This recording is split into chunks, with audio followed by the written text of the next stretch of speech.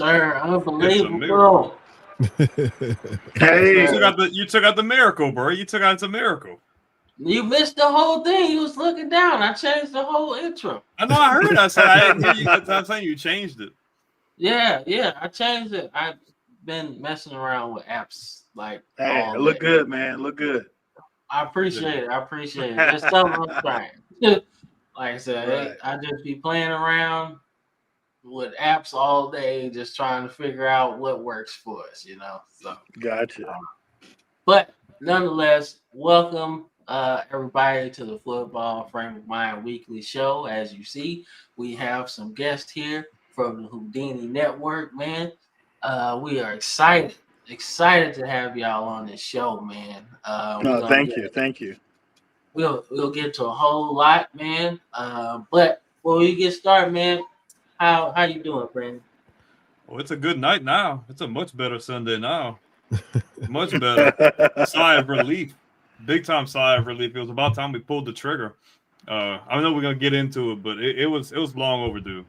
When you have that much talent, you have to be able to make some sense out of it, and it just wasn't gonna work. So I'm guessing they paid the buyout. I think so. They informed him. If anybody doesn't know, we're talking about the Brian Kelly situation. Oh, So yeah. what happened there was I think they let him know early on in the day, like early afternoon. They're like, "Hey, we're gonna be moving on." And since then, I think they've been trying to work it out to where the buyout isn't as high, or at least it makes more sense for like him and the university, where it's like somewhat mutual. But I mean, you have that much money invested into a guy, and you had that much money invested into your roster. Like, there's only so many excuses you can make. And I've been seeing 4 years of you pawning the responsibility off on everybody else. And then the one time I see you actually take real, true accountability, you canned already. It don't matter anymore. Right. Yeah, but see, last night was like, I haven't seen Brian Kelly like that in a while. Like, since Bama put the beats on him in that national tournament, right? Like, he was literally like asking the special teams, "What are we doing? What are the clips?" He was like, "What are we doing?"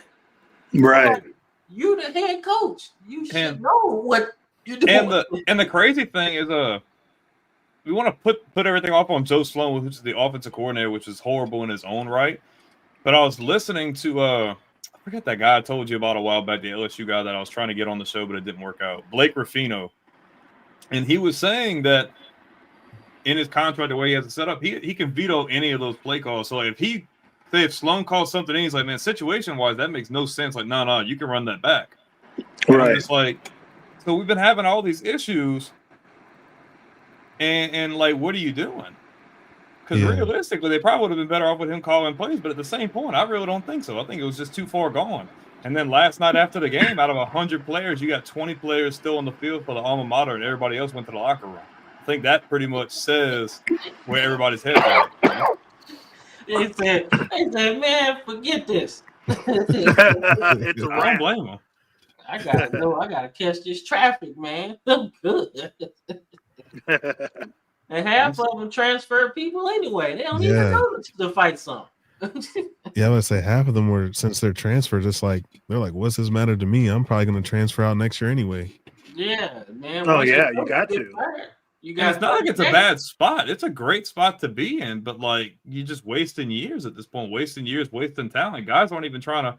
You want to win a national title, but at the end of the day, the guy's like, "Oh, we're not going to win. I got to make sure my draft stock's up." Right. Whether it's going to be here, or whether I need to get out to where I can make better tape, Yeah, and then on top of that, I mean, you don't know what coach is going to be coming in there. Like, I mean, who are they going to go with? I've got to imagine, though, like, I don't think you settle in obviously this is too early, but I got to imagine you don't settle for any question marks. You need someone solidified. Now, if I had my pick of a guy, he's not going to leave, but I would love to see Dan Lanning take that job. I think he would flourish, and he's got SEC roots. Cam said the same thing last week. Man, that would be a crazy fit. You would be crazy to leave Oregon. If he would, but we've seen crazy stuff happen. I don't think it would happen, but if I had my hand pick, it would probably be a guy like that. Dude, no way. I know it's not going to happen, but everybody can dream. Everybody can have that. You can dream, but that's no way. Hey, that's that Nike money, dog. Come on, that's man. that Phil Knight money. That's that Phil Knight money. Yeah, that's different, bro. We talking about Michael Jordan. We talking about all the people that have been with Nike. Bo Jackson. Like, Right. That's that money. Like, But I want to know, like, how attractive is that coaching position at LSU? Well, I gotta imagine defensively, like, obviously they hung 49, and I don't want to get too off topic, but like, you have to take it with a grain of salt because they gave up 49 points. But when you see how that offense just completely shit the bed in the second half, I'm not even mad at them because it's been the same thing all year to where you're on the field. And the more you're on the field, the more prone you are to giving up big plays, making mistakes and stuff like that. I think they completely clean house on the entire offensive coaching staff. I think defensively, you don't have a whole lot because, I mean, you have great pieces in place coaching-wise for defense. But offense, I think they go with a whole new regime. Whoever they bring in would be a guy who I feel like would have a vision for what he wants. He's going to go out and handpick each one of those guys to really execute because defensively, they're really talented. Offensively, they are too. It just went to waste. Yeah. Yeah, like I said, I think a lot of LSU's problems, man, is just expectations, man. You know, like you expect Brian Kelly to be the kind of the bridge, the gap, basically, right? So it's not so many years between national championships, right? You think of 2003 with Nick Saban, right? About 4 years after that, Les Miles won with his players technically in their senior class, right? And then you gotta wait another 4 or 5 years till you go again with 2011, right? And then after that, you gotta wait till 2019. It's too many years in between winning titles, right? And Brian Kelly being the winningest coach in college football, you expect that to be the gap, to keep the gap closed, right? But that's all he is just the winning coach. He's not a championship coach, in my opinion. I think the mindset was that, okay, he made it there before, and obviously we're talking about the BCS format, and that's a lot different. The game has changed so much. I mean, you guys could attest to it. But I think the idea was, okay, at Notre Dame, he was really limited between academics, money, and a lot of just wasn't the most desirable place at the time. Think, if we can bring him here, you have all the best players in your backyard, you have the facilities, you have the money, you have everything in the book to have no excuses for you to finally get over the hump. Right. In year one, you make it, you win the West, you go to the SEC championship. It's good. Right. You come in year two, your defense is horrid, but you have a Heisman winning quarterback. Cool. Last year, offense is humming, defense is still figuring out, and this year, defense has figured it out, and the offense is just completely abysmal. So, I mean, it's embarrassing. It's disgusting.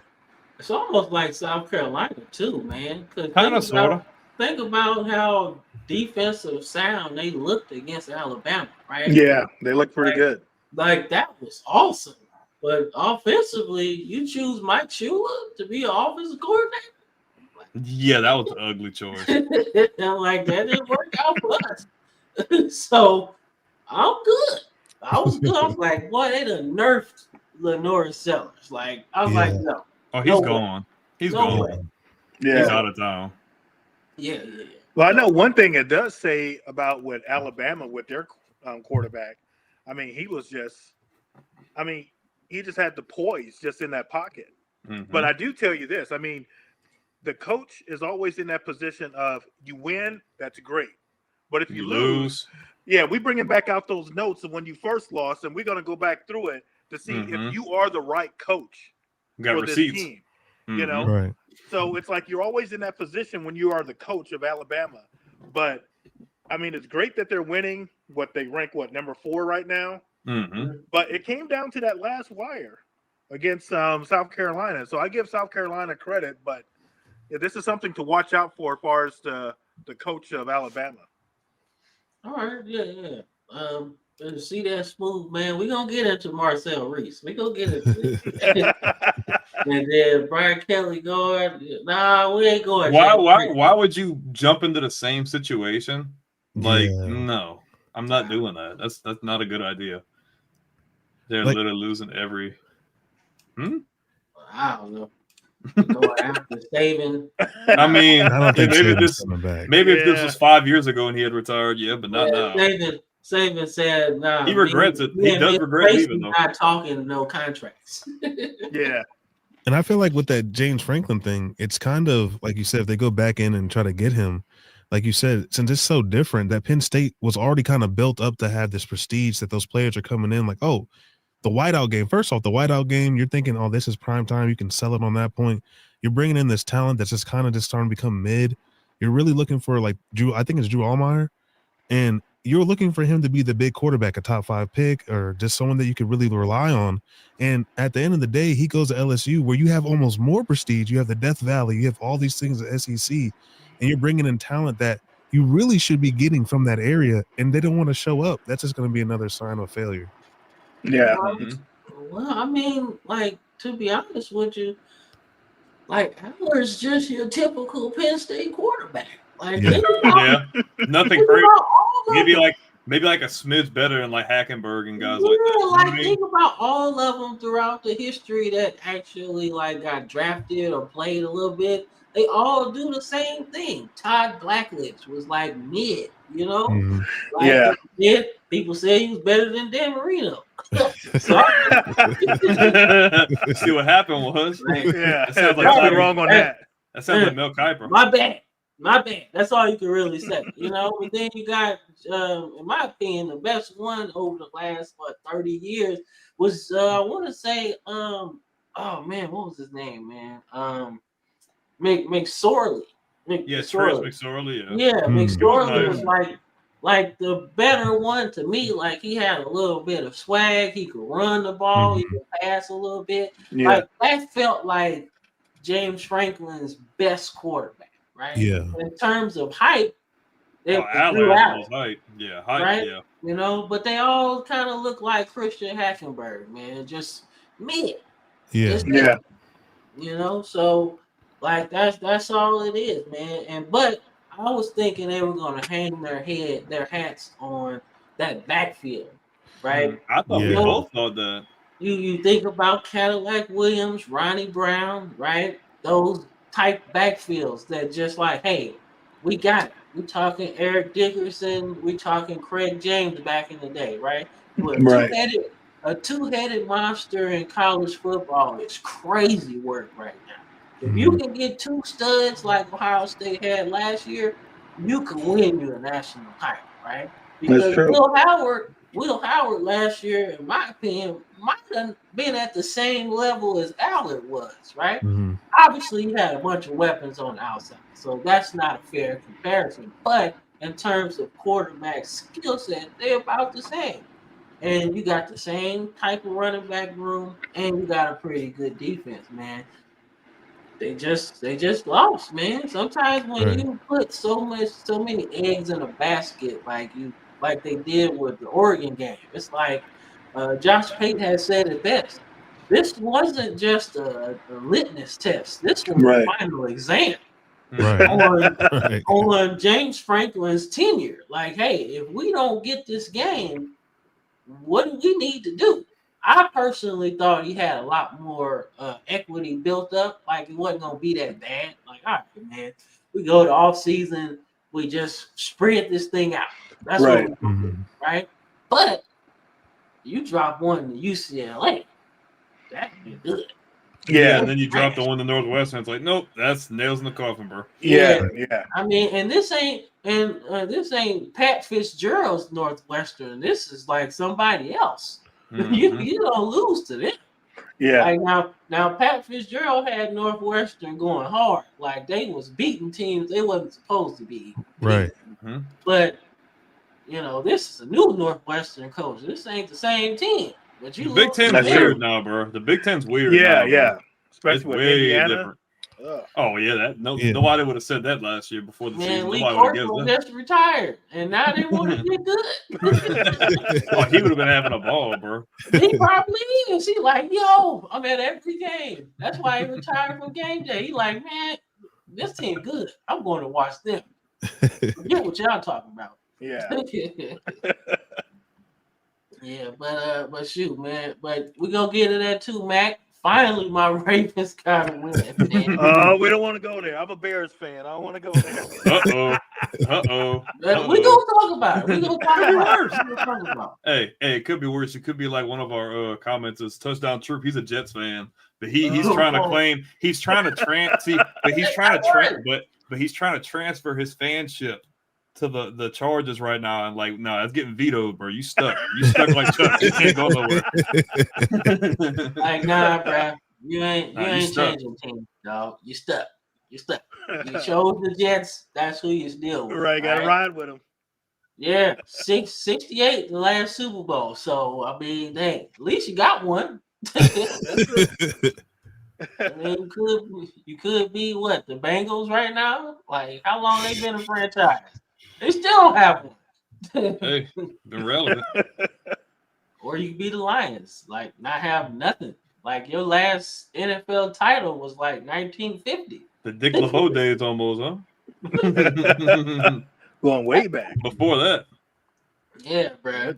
Like for real. So, but we want to thank everybody watching, man. Like I said, new viewers. Stay steady, man. But we're getting some regular viewers and we're getting some casual viewers in there, man.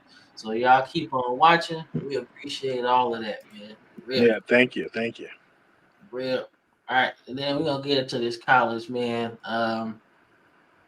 All right, so this is the new AP poll, man. So we're gonna start with our guest, man. So what do y'all think about it? Anything surprising? Anything changed? What y'all think? I don't know. For me, I'm a big follower, or at least part of our show is a big follower of the ACC. So I'm seeing basically just the disrespect that the ACC is getting. I mean, Georgia Tech, they win. They end up dropping a spot. And then you have Miami. Now, the poll that I saw that they were tied with, I guess they were going back to 11th, and you had BYU up. So I'm just seeing just the disrespect with that particular conference. It's like the voters are looking at it like, yeah, I don't know if this is a real strong conference. So as far as ACC, that's how I feel about that. As far as everything else, I think everything else looks good. I don't have any complaints. I mean, definitely Indiana, they deserve that, being at number 2. Texas A&M, yesterday was the first time me seeing them. I was thoroughly impressed with the quarterback. I mean, he's a dual threat, passing and also running. I do have question marks about Georgia. We'll see how that. I think later on this year they got Georgia Tech on the schedule, so I like to see how that turned out. But Vandy, I'm impressed with them. So far, at least looking at the top 10, I think they got it right. I just question just the ACC teams. Yeah, I think right now it's hard for me to say that Indiana shouldn't be number 1 because they're just dominant. I really feel like all the games they do, they put up big points. They're always running the score up, it feels like. And even when they're not trying, they're still scoring. I mean, really, it seems like they should be number 1. Ohio State should be number 2. But, of course, Ohio State, I mean, they would have to lose or come close to a game where it's not really supposed to be close. But Indiana, to me, should be number 1. I also just see Alabama just sneaks back up in the top 5. Yeah. I feel like no matter what happens, Alabama is going to be top 5, top 10. It does not matter. And also seeing Notre Dame at 12, thinking about how the playoffs are going, it's kind of almost unfair that they're 12 because they did have those early loses where they were the only ranked team with just losses, no wins. So seeing them back up there at number 12, it's a little concerning just trying to see how these other teams had more tough games. But Louisville is really good. I'm not going to lie. They are a surprise low rank to me. They should be up at number 13. I mean, the way that they play, and like Pop said, the ACC doesn't get a lot of credit for it. And like we said on our podcast before, the ACC could be the second strongest or the second biggest conference that really has a lot of those exciting games that you really are like, man, they keep coming back and forth with all these good plays, all these good games. But Georgia Tech, they're sitting right where I thought they'd be. Yeah. I'm not gonna lie, I'm a Clemson fan, so maybe we jump-started them into being a better team. But honestly, just seeing the ACC really getting some love here, and the top the top 10 is looking good. I know Miami is going to be scraping, trying to get back up higher, so they don't have to play against some difficult teams in the playoffs. But right now, everything's looking good, and I'm just kind of wondering if Tennessee is going to make a jump over a SEC team losing, like a Georgia or a Vandy or one of those things, because I know Tennessee is going to be trying to get into the playoffs as well. Yeah. Yeah. So, like, I feel you guys on your ACC disrespect because I'm like I'm an Alabama fan, so I'm like, yo, I wouldn't be mad if Georgia Tech was over us. They're undefeated, right? Like, come on, man, they're undefeated, and they've been pretty good at winning, right? So I salute y'all on that because that's how I feel as well. But I feel like the disrespect is literally only because I feel like they baked in Clemson being so good early. Like that was their preseason expectation, right? Yeah. That Clemson's going to be in the top 5 regardless of what's going on this season, so it doesn't matter, right? Then Clemson's not so good, and Georgia Tech beats them. So it's like, well, how good is Georgia Tech really, right? Because we don't really know, right? But that's the AP poll. When the college football playoff rankings come out, that'll be a whole different story. Right. Because the resume is good, the quarterback is good, so they're going to want that, because obviously it's all about the dollars. So if you get him in there and he's going for the Heisman, that's going to look good for those ratings. You feel me? So that's what I'm thinking, right? So when I think about Vandy, who's in the kind of the same boat as Georgia Tech in a sense, because we got this dynamic quarterback that just wills his team to win. Yeah. They gonna want that. They gonna love that, right? So I personally like it. I think Vandy should beat Texas after they done just squealed away from Mississippi State. I'm like, yo, really? I was like, yo, this the most offense Texas done put up all season. I'm like, yo, this is crazy. Like, I'm talking to my mom. I'm like, yo, man, they about to choke. This game. Like, I don't like the Longhorns at all. So I was like, yes, Mississippi State been through so much. I was like, they gotta win this game. And then they choked it away, man. Yeah. Like, man, now I gotta hear about Arch Manning for a whole another 2 weeks. Oh, jeez. Yep. I think he got hurt, didn't he? Yeah, he got. I don't think anything major though. Oh, okay. Yeah, Sark was just saying that they'll figure it out when they get back to Austin. So probably nothing serious. But I don't know, man. Vandy one of them teams, man. This the best team they had since probably World War II. So they gonna melt this for years, right? Not a basketball show, man, but you know how the 2008 Boston Celtics just talk about their championship all the time? That's how this Vandy team gonna be talking. Oh, they can be talking about that after we long gone. Yeah, like remember when Diego Pavia beat them? And the kids are like, who is that? Like, who is that? Jay Cutler is coming up. Yeah, remember Jay Cutler went in the first round, man. Like, yeah, we had James Franklin here too. He was at Penn State. Very forgettable. It's gonna be crazy. It's gonna be crazy, man. I'm telling you, man. But that's pretty much it for me, man. Like, I was just surprised, as you guys were, that Indiana wasn't number 1. I actually felt like Texas A&M had a shot to be number 1 because that was such a dominant win. Sorry, man, but that was just a dominant win on national television.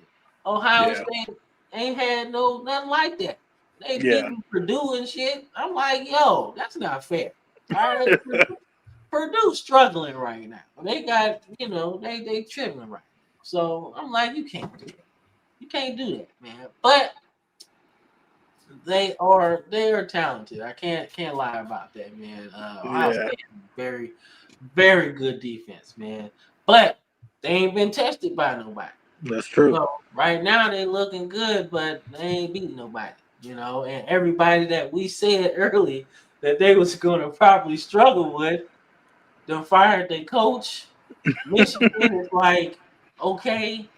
So it's like, and I don't think they play Oregon, and Oregon got a loss. So it's like, You Yeah. never know. So what you thinking, Brandon? Shout out to the Big 12. No, I want to talk about. They got 5 teams. They got 5 teams ranked, bro. Like Texas Tech didn't fall off too far from the tree. They come back and they get a real dominant win. You got Cincinnati had a real dominant win. Houston's in there. Utah's in there. And then you look at some of you talking about the ACC teams, bro. Virginia's at 15, bro. Yeah. I think was their dude. They got something going on. But and look at BYU, bro. BYU still like I'm waiting to see. I'm waiting to see if that domino's gonna fall because last year me and Cam were like, oh man, they're looking really good, and they were good last year. But they were beating the hell out of people, and then they took like a loss, and they took another loss. Yeah, like when are you gonna like get that push? You know, because they're really scrappy. Like they're very physical up front. But I want to see what they're gonna do. But the biggest thing is Georgia Tech, bro. We've been talking about Georgia Tech since freaking July. June. We predicted them to be in the ACC championship game. So I would love to see that. I would love to see them win. I want to see him in the playoffs because everybody's like, oh, they're scheduled this and they're scheduled that. And I'm like, everything goes out the window when you get in the playoffs. That's true. You got a guy like that in the playoffs and a team that's well coached like that, especially on the line of scrimmage on both sides of the ball. Oh, that's scary. I wouldn't want to face that. It's favorable, man. It's favorable for them to go undefeated, man. So I think they can. Yeah, I do too. And they don't even have to play their like A+ ball for real to go undefeated. They don't, because they don't have that many tough games coming up. Man, not really. So I really want to see. Well, I mean, they got Georgia at the end of the season, obviously. But, But I think that's a gettable game. I think that's more than because they've been close. I think this year's a gettable. Like they can get it. I mean, shit, they've been close the last 2 years. And the way Haynes King has been playing, oh my god, that's my guy, bro. That's my guy. I'm telling you, I've been high on Haynes King, bro. I love him. He's got a little Tebow in him. I'm telling you. Yeah. Like he's good, man. He's good, man. So let's get into some recaps, man. Because I gotta hear what Brandon. Overreaction. We kind of got into that, man, a little bit. Because we got the firing of Brian Kelly. So is that an overreaction, underreaction? Brandon says it's right about time. So that's all right. We'll skip that, man. But we got to talk about this beat down. They buried him 6 feet under, bro. Man. They buried him. Buried him, man. I will say, though, the game tilted in Indiana's favor when Nico threw that pick 6. That was it. All right. Yeah. Like once he threw that interception, it's like, well, we suck again. That's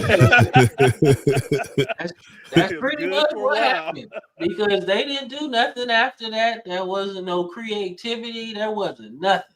They just got beat up and bludgeoned to death in this game. Like it was over with. Like I mean, look at the box score. Dude. It was over at halftime. It was an efficient game, though. I mean, Indiana had a really clean game plan. Not a whole lot of penalties.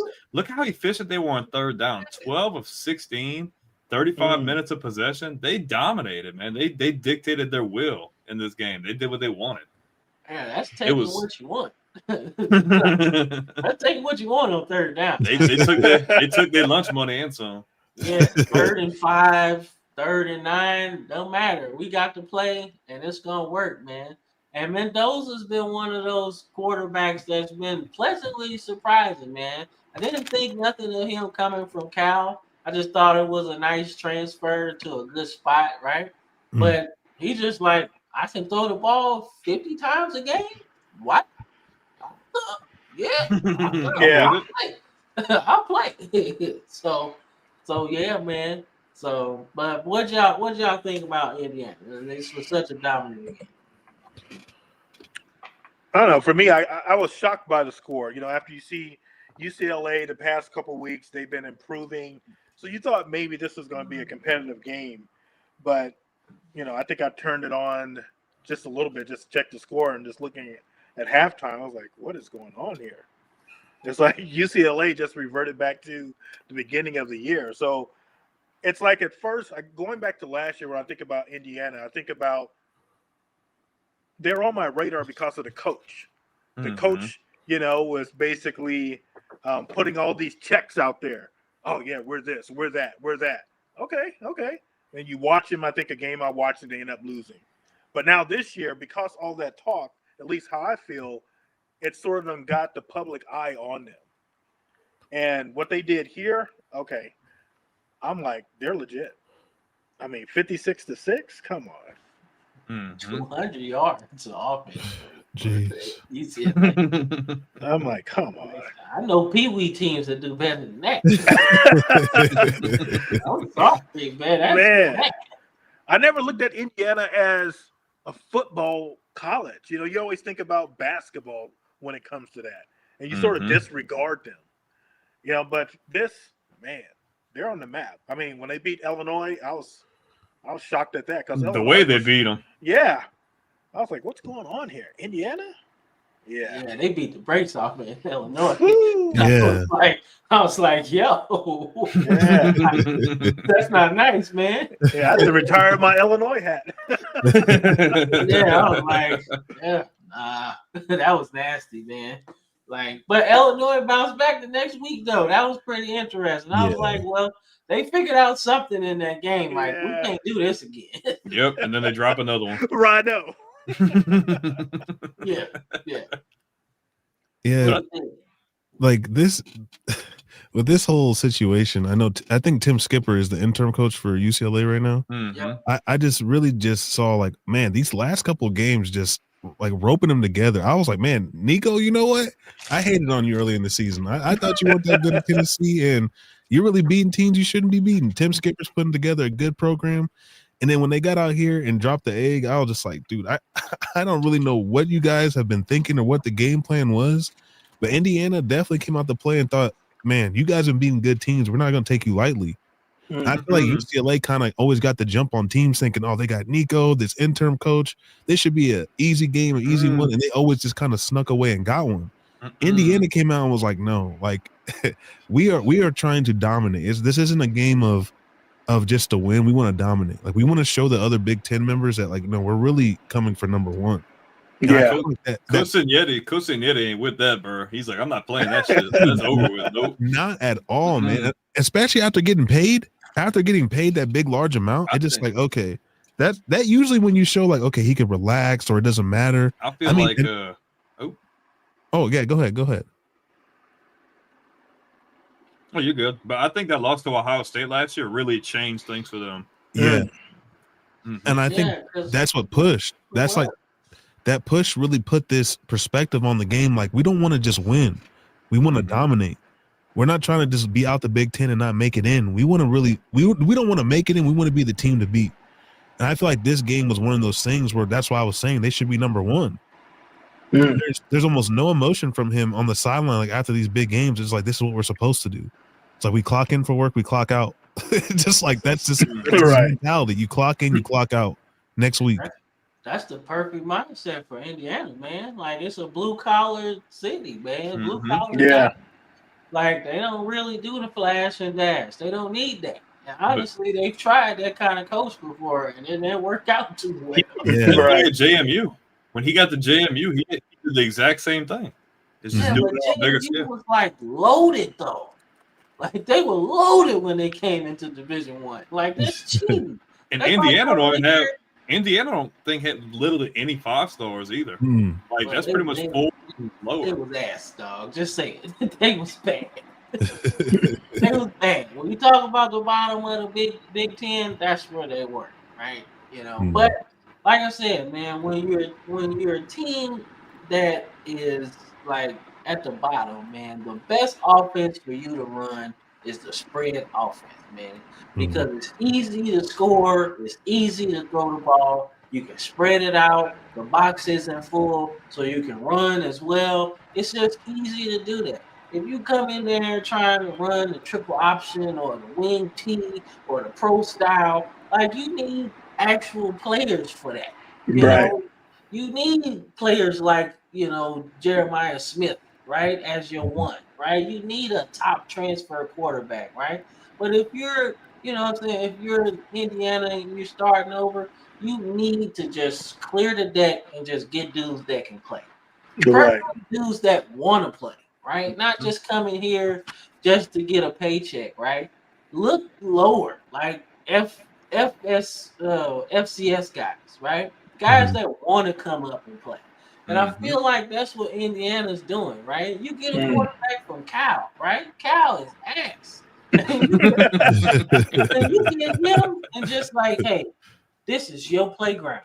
Come on and play. He saw something. Like, yeah, you can't tell me that that's not fun, man. I like Indiana, right? So I like what they doing. The little guys win. I love that, right? Yeah. All right, Brandon, we gotta talk about this, man. All right, we gotta talk about this. So I'm gonna start it off with because I actually watched this whole game, right? Because Bama played and I was already having a heart attack.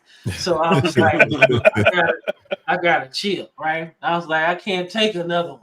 All right, because that's the way this game ended at halftime. All right, I was like, all right, we got ourselves a tight one here. All right, then it wasn't, man. Yeah, bro. So my first takeaway is I like what LSU was doing in the first half, right? I like the creativity. Throw it to the alien. That's what you should have did. What's his name? What's his first name? I know his last name's Green. Trey Dash Green. He like 6'8". Ain't nobody covering that. Just throw it to him. Just throw it to the end zone. That's what they was doing. And it is awesome to see that, right? I was like, shoot, man, if that's the game plan, just throw it. Just throw it to him every time, right? They're going to have to stop him eventually, right? But, LSU kind of went away from that, right? But I got to give credit where credit is due. And Texas A&M's defense is legit. All right, they got some dudes. I don't know who their defensive end was, but he was talking smack to whoever that was on the Number other 9. side. It's 9. He had 2 or 3 sacks. Yeah, man. He was like, yo, you can't stop me. You can't. Yeah, and he said it to the other guy on the other side. You can't stop me. You trash. And he just went through them. Usually that matchup doesn't work too well. But guess what? They was doing it. And they were aggressive, man. They were aggressive in pass coverage. They were aggressive in a pass rush. They were aggressive on special teams. How many times have we seen people just, fair catch, I don't want to return it. Nah, he took that ball and went. Yeah. And that's that's what it takes sometimes, man. I honestly hate these new rules as far as special teams is concerned. You leaving money on the field. You leaving points, all of that. Field position, man. Catch that ball and go, especially if you got a little bit of room because nobody's practicing it for real. That's why they always fair catch, and when you actually return it, it's actually a pretty good spot for you. So I like that part of it, man. So I gotta get your take on it, Brandon. How you feeling? So I'm gonna give credit to A&M and the fact that I like the fact that they got pushed against the wall at the first half. Like LSU had turnovers, they were capitalizing. And the one thing I've been saying all year is, but you're not capitalizing on turnovers, you're not scoring touchdowns. I'm sorry, like getting field goals after turnovers, that's just not gonna get it done. And they were scoring. They pushed them against the wall. They held them before the end of the half. And I said, well, the real thing here is how is A&M going to answer back from that? And they just put their foot on the gas and never let it off. I mean, and I think it's just their mentality and how they play.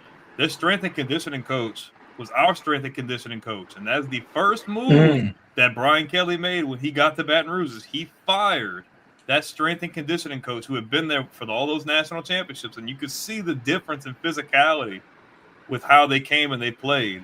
So give them credit there. I love Marcel Reed. I love his game. He plays with ice in his veins. He's gotten so much better from last year. I've been high on him for a couple of years now. So give him credit where it's due, man. They just picked them up. They just picked them up methodically over and over. The defense was so tired. They could do whatever they wanted. Yeah. Now, if you go to like the LSU side of it, you had a good game plan in the first half. And the second half, you completely dropped it.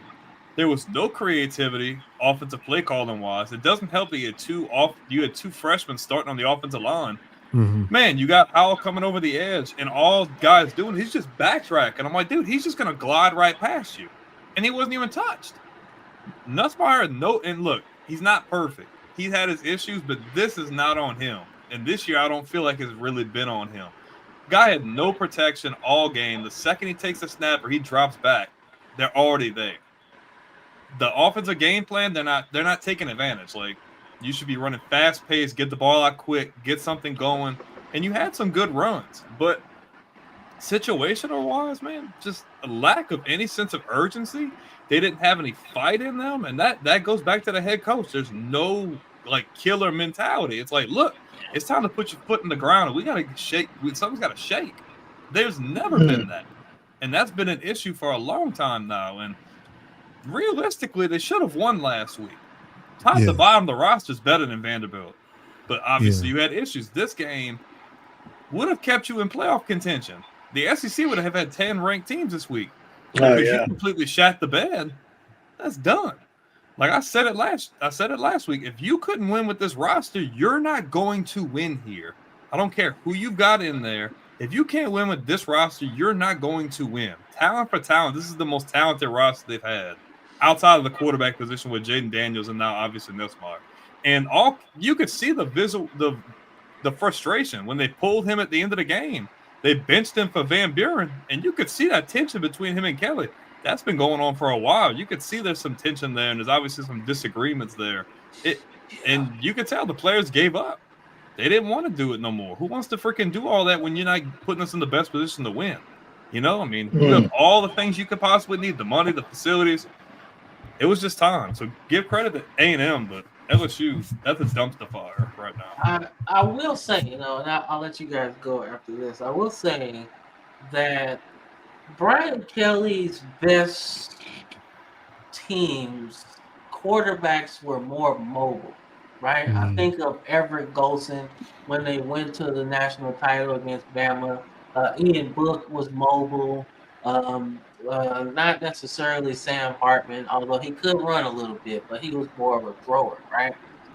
But Jaden Daniels, he was awesome, right? He could run, right? So I just think Nussmeier starting wasn't going to fit what he does best, right? In terms of his skill set, right? What we've seen from Brian Kelly. Not saying that Nussmeier isn't a good player.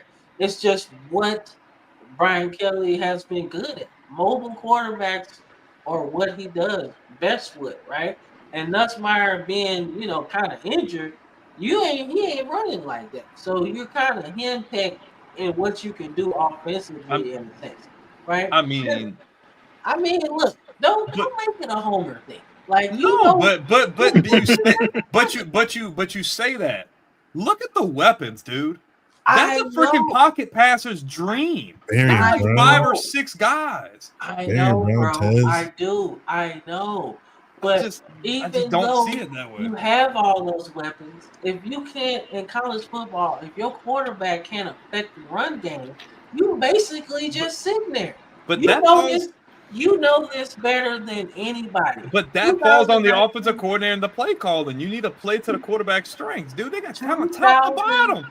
2019 LSU were not deadly because of Joe Burrow's arm. It was because you had to account for his legs too.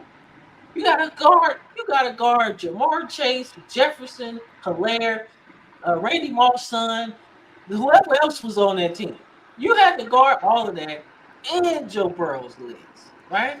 I'm just telling you. But there's a visible difference. Look at the play calling. You got Joe Brady and Ensminger running the offense. You got asshat Joe Sloan calling the plays. You've seen there's been no creativity, and he's shown a lot more. But he's shown more ability to run out of the pocket. He's ran for a couple 20, 30 yards here and there. I don't think that's the issue. They're incompetent calling plays. I know that. I'm just saying, you gotta. I get the mobile quarterback thing, but I just don't think that fits this scenario. I just think it's coaching. It don't hurt that they just asked, bro. I'm sorry. Brian Kelly was asked. Coaching, yeah. I've said it from the beginning. I wouldn't have hired him. I'm sorry. I keep went on Ogeron. a tangent, man. I'm sorry. We do this sometimes. Oh no, it's fine. It's fine. Well, do we this go back and sometimes. forth. I just had to say it. I'm sorry. Yeah, I was just gonna say first and foremost, yeah, I do believe it's the coaching aspect because honestly, when you get down to the physicality that Texas A&M had with 7 sacks, I mean, I don't know about anybody. 7 sacks is way too many sacks. Agreed. Anything over 3 to me is way too much. It's like, okay, it goes down to even if Garrett can lose his legs, even if he Can't could do get anything. around. I mean, there's nowhere to go. There's nowhere. I mean, they're really containing him. They're keeping him in, like basically trying to make him use his strength. First off, Barian Brown, I believe he's from Kentucky. You get one of the fastest players in college football. And then you, like you said, you have Trey. He's like 6'8". All those things you could really do. You could potentially just run drag routes all day long with that team, and they would be open. I mean, in that first half, it was just kind of like, wow, LSU really is. There's a whole bunch of threats on the field. We really can't stop these guys. And I don't know what happened at halftime. I don't know what the talk was. I don't know if they were looking at the plays on the on the iPad or whatever, but they were like, look, we can really cover these guys. Like they can't guard our front four. And I really feel like that's where it comes down to coaching, where it's like, okay, if we can't guard this front four, either single-handedly attack that person who's causing all the trouble and put him on the island so you guys can really like put one-on-one on him, or just get the ball out faster. I mean, you got to speed it up.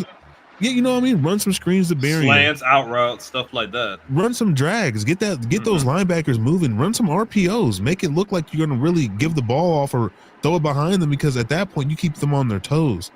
But I feel like just looking at it like right here on third down, I feel like this third down thing really does show it's about the coaching aspect, because there's that play that you're going to be able to get, especially with that talent you have, that should convert time after time after time. But I mean, throughout the year for LSU, all these close games don't make a lot of sense with the talent that's out there. They do. They got like questionably the most loaded roster in the conference. There's no excuse. None. The number 1 transfer portal class, dude. They got freaking 5 or 6. They got 5 or 6 guys. They got guys on the bench at receiver that aren't playing, and they're really good. Yeah. Like, come on, man. You got 2 or 3 really good running backs. You got 2 good tight ends. You got the whole freaking team, the whole receiver room probably runs a 4.4, if not faster. Like, you got to utilize that. And they're just sitting back. Man, I just know what Brian Kelly worked with, man. But that don't stop him from being ass, bro. Hey, they should have gave Owen of the year. Don't stop him from being ass, bro. I wouldn't have gave him that much guarantee. That was just a ridiculous contract at the time. I think me and you were looking at each other like, man, this is either going to be a really good thing or a really bad thing. Yeah, and obviously we both was like that. It's like, I don't know, man. Like, he ain't never really had this many weapons and resources. You wanted to give him the benefit of the doubt. I was like, man, maybe he might be good. But then again, maybe that's why he didn't win. So I don't know, man. So yeah, I think the only thing I can say about it is, like Tony said about the 7 sacks. I mean, that just goes to show you.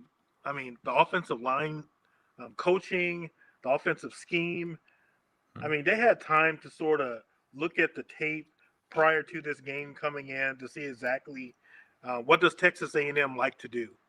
I mean, then like you just said, Brandon, with the talent that they got there, I mean, they got some of the best offensive linemen, but to allow your quarterback to get sacked 7 times, yeah, that goes I'd be back pissed off too, man. I can't even freaking I can't even read through my progressions at all, because whether you're under center or you're in the shotgun, you call on the snap count, the ball comes into your hands, and you're looking at your first read, and you don't even have enough time to freaking move to the other side of the field. You got to make a decision. Right. So right now, as you the quarterback, you're not trusting your offensive line. No, so now you just got to wing it. Right. Okay, there's my hot route. Is he open? Okay. That's it. And you don't have time to go through your progression. And their biggest thing, and I don't want to harp on this because I don't know we want to get to everything else, but I've seen a lot of, I say play calling, but like there were a lot of situational things. You bring up the third down conversion, which is horrible. But like there was one, I think it was third down. It was like third and manageable. I'm like 3rd or 5 or 3rd and 6. And we run a screen into the flats. And I'm like, dude, what are we doing? It's like, dude, the pocket's collapsing around him. He can't even get the ball out right there. Like, just throw it over the middle, man. Like, just run those quick plays. You got to keep the defense on their toes. And the few times they ran the ball, they didn't look bad. So it's like, why can't you use that to your advantage? You know? Hey, they run game was working, man. It was. Durham and Barry. Real. Oh, here we go. But now I gotta talk about my team. Okay. All right, man. So first things first, man. South Carolina played like they were supposed to, right? This is the type of game that usually gave Nick Saban some headaches, right? The game right before we play LSU, right before the bye week, it's usually the toughest game because everybody's like, man, I really can't wait for this bye week, man. I really want to get in that ice tub, man. Well, no, I really want to talk to my girlfriend. I don't really want to think about football, man, for a week. I'm good, right? And that's exactly how this game played out, man. Everybody's like, man, I can't wait for this thing over, man. And South Carolina, like, man, let's just go and try to get this thing, man. It's homecoming, man. Like, we can make homecoming great if we win this game, man. We don't have to go home. We don't have to be sad, man. We can get this game, man. But I love Ty Simpson's poise, man. That is my favorite part of his game. I love how it looks like nothing phases him. Yeah. Like last year under Jalen Milroe, you can ask Brandon. I was like, his nerves are bad. He's like, one week he's like, oh man, we good. Next week he's like, I'm checked out, dog. I was like, man, I don't know how good we gonna play. I don't know how good he gonna pass, but I know he can run. I know he can run. So coming into this game, like as we got into the fourth quarter, man, we was down a little bit. I was like, all right, man. I don't feel like I'm that nervous though. I was like, all right, if Ty can do it, he can do it, right? I know he gonna probably put us in position, right? He's gonna throw the ball to the right person, right? And obviously Ryan Williams has been eating popcorn this season because he can't catch a cold right now. But I wasn't worried about Ty. That's the thing, right? He was gonna put the ball in play, right? But the two touchdown or the touchdown and 2-point conversion that tied it up was like perfect, man. Like, and when I watched the LSU game, which made me mad a little bit, why they not being creative? Those two plays were as creative as you can get at the goal line, right? You got Bernard running the other way as he's basically handed it off, right? Ty Simpson hands it off to him as he's running it the other way, right? And then the 2-point conversion was creative because the tight end just ran almost the inside out route, basically to the sideline. And the defense didn't even account for him, right? Yeah. But that's the creativity that I love to see at the goal line. No sense of spreading it out far and wide. We ain't gonna have nowhere to go to, right? Let's get creative. Let's trick somebody, right? We ain't got look. It's okay to be, pee-wee football, man. It happens. Right? You gotta be creative at the goal line, and I love that, right? Defensively, obviously, we still can't stop the run, but that's okay. That's okay because if you can keep them from passing the ball on you, then you might be able to steal a win or two, right? Because it's easier to pass the ball and win sometimes than run, right? You gotta take your lumps, hit it 1,000 times. So. But the defense to force that fumble on Seller was crazy good. Yeah, right? I love that, right? Because that's the weight room, right? Those extra reps, right? To take the ball away from somebody like Sellers who's big and fast like that took some strength, right? So I love that part of it, man. So that's my take on it, man. I'm happy we won, and that feels good going into LSU, right? Which don't know how good that game will be now. I'm good. I don't care. I'm good. Like, I don't know, man, because now I don't know who's gonna be the head coach for the NFL. You're scared that they're gonna be like, man, we ain't got shit to lose. We about to ruin it. We about to piss in their Cheerios, bro. Like we about to right. Yeah, like yo, I don't know what to expect, man. Y'all come out running the wing T, man. Ain't nobody. No, it ain't that crazy. It ain't that crazy, bro. Ain't nobody doing that. Ain't nobody prepared for that shit. I'm just telling you, okay? Ain't nobody doing that. I'm just saying, man. Ask Nick Saban, man. Georgia Southern ran through us like a shit through a tin can, okay? Ask them. It was 300 yards on the ground, right? Jared McKinnon was their running back. So, like, it happens, man. But I ain't as confident as I was yesterday. But what y'all think?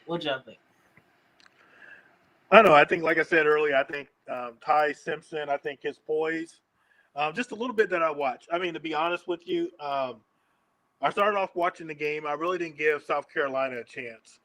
But I was watching the game, and I was just like, man, the way Alabama's playing, this quarterback for Alabama, I mean, he's just comfortable back there. I mean, he's hitting his reads and everything. And like I said earlier about the coach, I was like, yeah, this is going to be a good win for them. Now, if they lose, they're going to be bringing back up, hey, we need Nick Saban. This is not the Nick Saban's team that we're used to or whatever. But I started watching another game, but then I saw the highlights, and they were showing that South Carolina was winning in the fourth quarter. And I was just like, how could this actually be? Something's not right here. And then as soon as I switched back over, it's like the game is tied or something like that. I was like, okay, that was quick. I just saw the highlights with South Carolina. Like, what happened, bro? Right. What's going on? Right. Let me get my YouTube TV and do all of that. What? It's tied. What just happened? How'd that go? Yeah. So I was just like, okay, yeah. South Carolina, I can see them. Yeah, they're always going to play against Alabama tough. Like you said, back, days when you had Steve Spurrier and all that. It's like they're going to play against them tough. But, yeah, this was Alabama's game all the way. I don't know why it got this close. But like you said, was it they couldn't stop the run or something like that? But, yeah, this was Alabama's game all the way. And, yeah, Ty Simpson, yeah, I'm a believer. That's poise. Me too, man. Me too. I think he's number one in the Heisman, man. Yeah. Just because it's like, like that interception to touchdown ratio is bonkers. Yeah. He got like one pick. He just threw it last week. Yeah. Wow. so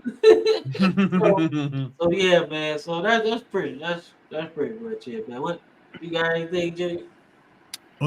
Really, honestly, that drive where I think it was like 14 play drive or whatever they had to score to the touchdown. I thought that was extremely impressive. Honestly, they really time and time again, I saw the Ty Simpson just making a play that I thought he wouldn't make, or I would see just the offensive coordinator like, okay, we can really get here, but we need to get 3 or 4 yards in this first play. Like I could almost feel like I had the headset in thinking like, man, you guys are really moving like methodical, but you guys know you're going to score. It was like, we're going to score regardless. We're not taking 3. And I feel like that drive really showed that heart of Alabama. Like when I know a lot of people wrote off Alabama week 1 versus FSU, and they're like, they look average. They just look like the winless team. They're not going to be good. But this one really showed like, okay, Alabama, whenever they want, they can really dominate on offense. They can score a fast, flashy play. I know Ryan Williams, he like you say, he's eating popcorn, but he had a decent game. He had 7 games, I think, for like 70 yards or something. But I mean, at any time they could just have an explosive play. But I feel like this one was really like, we're going to beat down South Carolina. We're going to beat them down, take them down the field, and if they're going to give us the ball back, we already defeated them. And I feel like that fumble by Sellers really put that thing where everybody was like, oh no, like they defeated our defense. Our defense can't hold up. So that drive that happened in like a minute or whatever, that really just showed to me like, man, the coordinator planned this. He was like, we're going to go down, and when we get this stop, that defense is deflated. They know they can't stop us. They know that they don't know what we're going to do. They know that they don't know what we're going to throw out there, and it's over. But we need to win on this drive. And I really just appreciate the the commitment by Ty Simpson of just like, all right, I don't have to make that big throw. I just got to get the good yard. So I think that's what really showed me for Alabama. Like, man, you guys are just you're not what people say. You guys are what you are. Roll Tide. Yeah. God bless you. I can't never say it. I can't. See, I'm not ashamed. I can say go Tigers. I can say that. It just feels like it's like one of those things that you just can't. In fact, it doesn't roll off the tongue. I can't. Nope. We won a championship over them, so I'm good. Not ashamed. I can say go Tigers because I loved when Coach O used to say it. I'm like, that dude Cajun as hell. I like that. Like, I love that, man. Like, y'all can never fire dude. And they did. I was like, damn. Nothing too much to talk about here. This was a belt to ass situation. I honestly thought Syracuse would play a little bit better than this, considering that they do have some offensive firepower, right? But they didn't do too much, man. It was kind of a sleep fest at first. And then Georgia Tech just said, all right, we ain't finna play with y'all no more, man. So, not question about the game itself, but what do y'all feel about Haynes King? Is he number one in the Heisman for y'all? Actually, I was going to say he is the number one in my eyes, honestly. I mean, if we're talking about, interception ratio, I know he's only thrown for 7 touchdowns, about 1,000. But really, 12 touchdowns on the ground. I mean, right now he's I think 21 touchdowns on the season. This guy is legit. And I mean, every time I think that he's like tired out or he's done, I know like on like NCAA college football, you got the wear and tear. I can see the wear and tear every single game. And I'm like, dude, just call out. You know what I mean? And wear and tear off. Every game, he'll take a hard hit. He'll get up and be like, man, I hated that play. But I'm just going to score. It's just like, dude, it's like you have this mental toughness. And it just really surprised me, man. Like he's really showing that he's not just the regular quarterback or just someone that's inconsistent. And I like how when they played against Clemson, they were saying on the broadcasters, we're not the underdog anymore. We're not the team that you can come in and think we're just going to roll over just for you guys to beat us and walk over, and just continue on. Haynes King is like, I am that dominant force. I am that pillar. I'm that one that's going to bring out every single game, rushing, throwing. And I just feel like he's the truth. Yeah, I think for me, when I look at it, I go, I'm shocked by Syracuse. I mean, after Syracuse did, I think when they played against Clemson, they did like that fireman drill and they got that kickoff and win the game. I expected a lot more fight from them throughout, after winning that game. But Georgia Tech, I mean, I'm very impressed with them. I go back. I think about the times I remember Georgia Tech was when they had Mark Price, on the basketball team. I think all the way, that was their heyday for me. But now to see them in college football doing what they're doing, Haynes King, I would say he's in there. Maybe not my number one, but yeah, he's definitely going to be invited to that ceremony.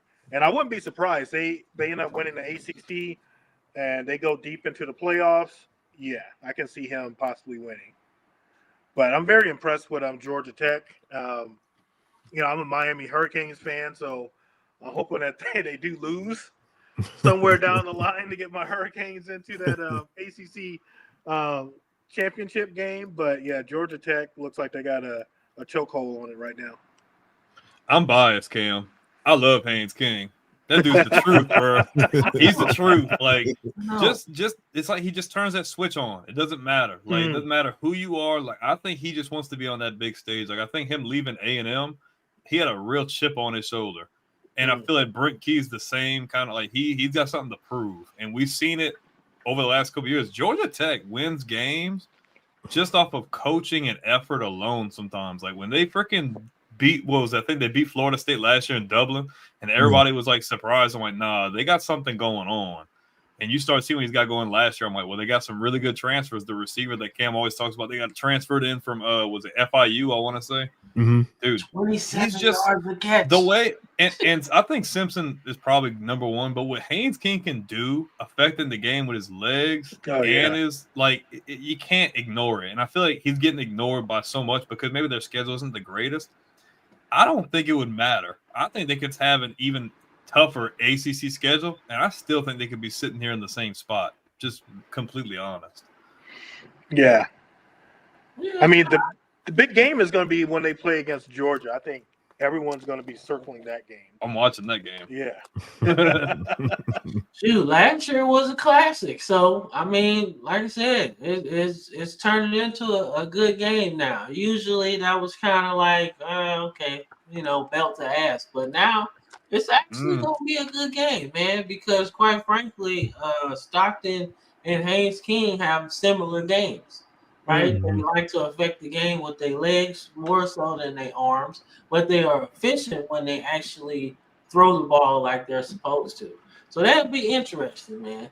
Yeah, interesting. But for them to beat Georgia, he's gonna have to go for about 300 and $150 because he's gotta affect the game with his legs. Got to. Yeah. I don't think up front they're going to be able to handle Georgia all day because Georgia subs in like 7-8 linemen every play. You got to come out hot.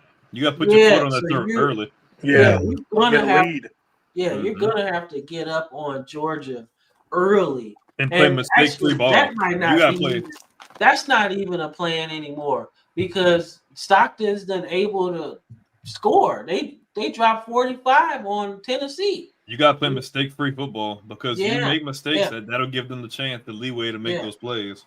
Yeah, because Georgia's evolving right before our eyes, man. They starting to score 40. I ain't seen Georgia do that long time. Yeah. So, like I said, that's something to pay attention to, man. So, like I said, kind of touched on this game a little bit, man. But I wanted to get y'all thoughts on Texas, right? Are they believable, or is this just a flash in the pan? They just beat up on Mississippi State. I don't know. I think for me, they're just a flash in the pan. I mean, you have to come back in the fourth quarter and then go into overtime in order to win this game. It's almost like a little bit, like you said earlier, like with Clemson. You give them preseason ranked number 1. Arch Manning, it's like you almost gave him the Heisman beginning of the season.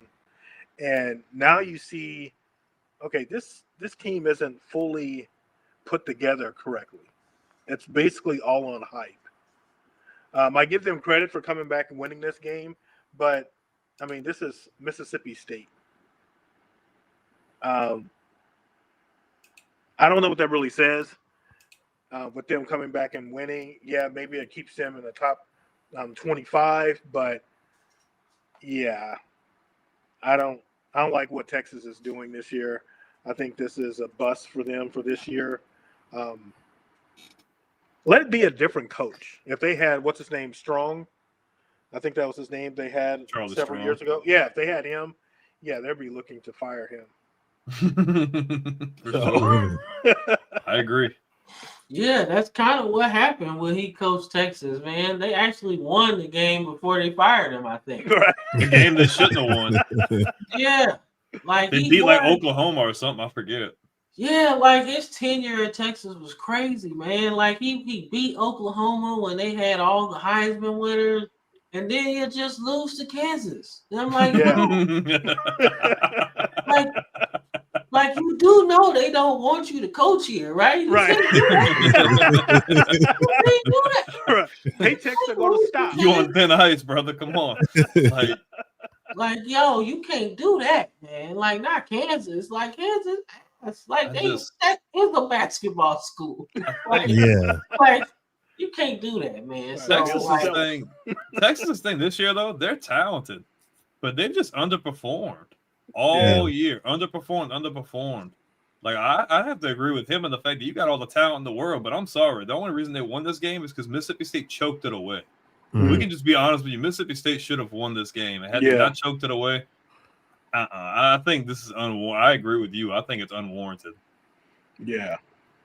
And I honestly think just Ryan Wingo bailed out Arch Manning all game long. I mean, I know he didn't get any touchdowns off of Arch Manning, but Ryan Wingo was literally lined up just taking down whoever was in front of him the entire game.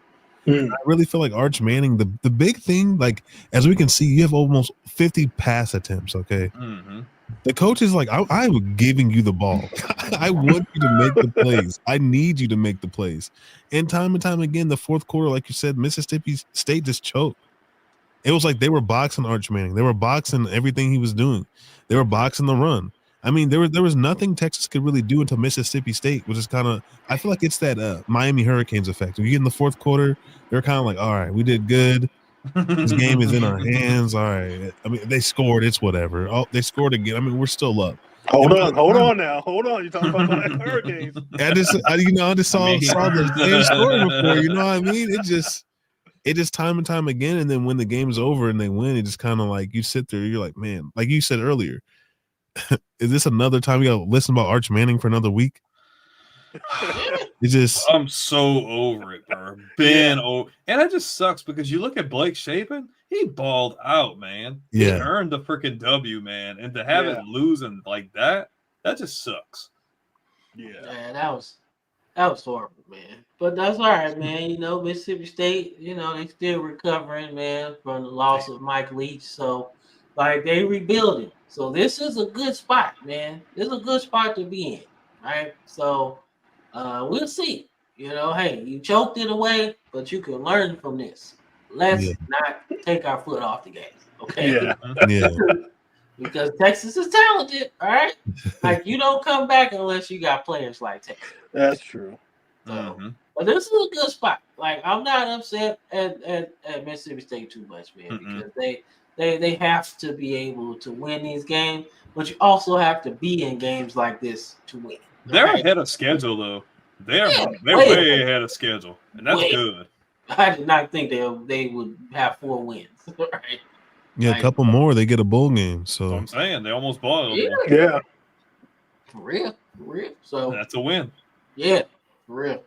So we gotta talk about Ole Miss a little bit, man. So Ole Miss gets the win here. I believe this is Lane Kiffin's first ranked SEC road win or something like that. Some crazy stat they came up with.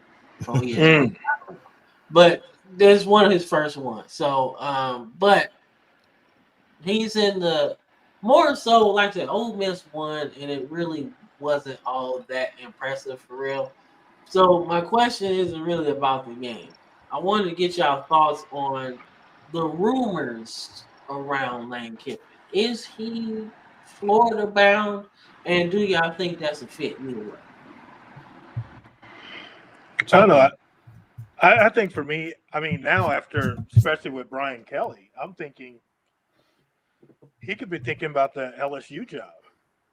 It's like I never trust Lane. It's like he can be with a team, and then if there's another opportunity that pops up, he's gone. You know. So I feel bad for the kids. I'm glad right now that they are able to move around because with the new NIL sort of deal that they got going on.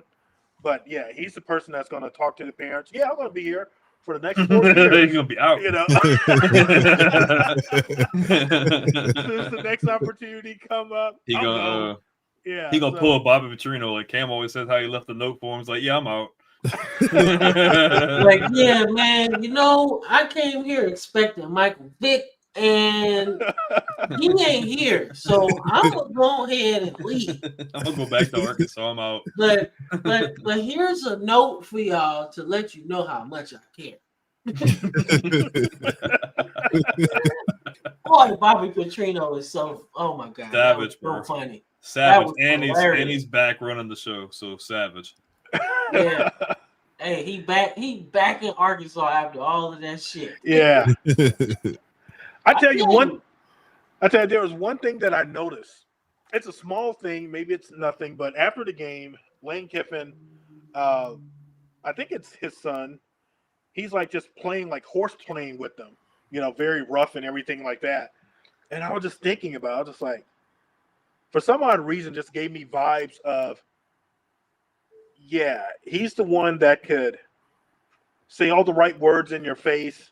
You know, like I was saying earlier about, oh, yeah, I'm going to be here with this program. But in the very next moment, he's joking around with the with the administrator at a different college. Yeah, I can turn this program around. It's like you never know with him. He's a wild card. Yeah. It's like, wow, after the game, now it's like they're trying to get an interview with you and you like horse playing with your kids. It's like, I never seen a coach do that. I can see a coach, oh, come on over here. Hey, great to see you. But horse playing, like you're in the backyard or something, it's like, that's different. That's what makes Lane, man. Right. Like, different, man. And I feel like that's why he didn't get the Alabama job, because they wanted someone. You need to fit that mold. Yeah, they wanted somebody that they could control a little bit. Oh yeah. They can't control Lane. You can't. He gonna do what he want. He gonna say what he want, and he gonna produce on the field, right? So if you mad at it, you can't complain because you win it, right? Ole Miss is in one of the best places they've been since about 2015, right? They've been relevant. They've been winning about 9-10 games a year. They've been good under Lane Kiffin, right? So if he takes the LSU job, I guarantee they're gonna be creative, right? And he's gonna feel like, yo, man, he messed up this job. And that's what Lane gonna say, probably. He gonna say something like that. He was wild, man. That's crazy, dog. I got all this talent in my backyard. Oh man, like I'm about to light it up. That's bad for me, by the way. Yeah, because honestly, Lane Kiffin gives me that Lincoln Riley vibes, where I'm just like, dude, you'll probably leave and take the top 3 players on that team. Man, Lincoln Riley was so scary, bro. He was so scary. Boy, he freaking hauled ass to the Pac-12. He's like, nah, I can't handle all that. I'm taking the USC job. It just gives me that type of vibes, because it's just like, and you would be like, hey, can I also get Caleb? Can I also get, my top 3 best players transfer with me? I mean, I showed you how good I could be over here. I feel like that's how Lane Kiffin is, honestly. It's almost like when you get your stock pretty high, you know that your max contract's about to come, and you're like, you know what? I might want to play with the opposite team. I might want to play with the rival team. What are you going to do to keep me to stay? It's like he's at that leverage point. And I feel like right now with his leverage, it's like, well, who can really stop me? Like you said, Cam, it's like, who's gonna control me? Who's gonna tell me what I can do? Who's gonna tell me what I can't do? Because he's got that power leverage right now. Because Ole Miss is, I think their revenue is bringing in an extra, like, I think $30 million a year every time he's there, just because of him, just because the people and the students are coming in like, oh, Lane Kiffin's here. He's getting that household name for everyone to really want to keep coming back. So he's like, I can leverage, I can go wherever. And like you said, the Florida job, the LSU job, Penn State. I mean, there's a lot of top tier places he could go, and he knows that his name is going to carry all this weight and all those transfers over there too. I mean, he can redo a program overnight. That's true. I think that's the scariest part about him is overnight your whole program can change. He knows that. I'm just curious to see how this plays out, being like where the dominoes fall with Ole Miss, because I don't necessarily think that they run the table. I think they're in that conversation, but for some crazy reason, we wake up one day and they're national champions. Like, I don't think he's going anywhere. Right. But I think if he goes, I think it's an SEC team. I don't see him going to Penn State. I just don't think the fit is there. It just doesn't fit his vibe. But he's real like late, like, I don't know. Yeah, they're not going to give him full control at Penn State. Yeah, like you seen him do this already, right? He had Tennessee, right? And Ed Orgeron spoke about it because he was the defensive coordinator or defensive line coach with Tennessee when Lane was there. And he said, man, we would have been pretty good because we had some really good players, right? And of course, he went to USC after that. And USC was respectable. I think they were top 10 in offense throughout his whole tenure there, right? Eventually, they were just real bad, right? Right. So obviously, Lane Kiffin goes through his, reclamation process with Alabama, then FAU, and then now he obviously is with Ole Miss. I think now he's ready to tackle a bigger challenge, right? Yeah. I feel like he's done the rebuilding process. I've been the top-notch offensive coordinator. I've won a national championship there. I basically rebuilt FAU, right? They won like 10 games and won all their conference titles, right?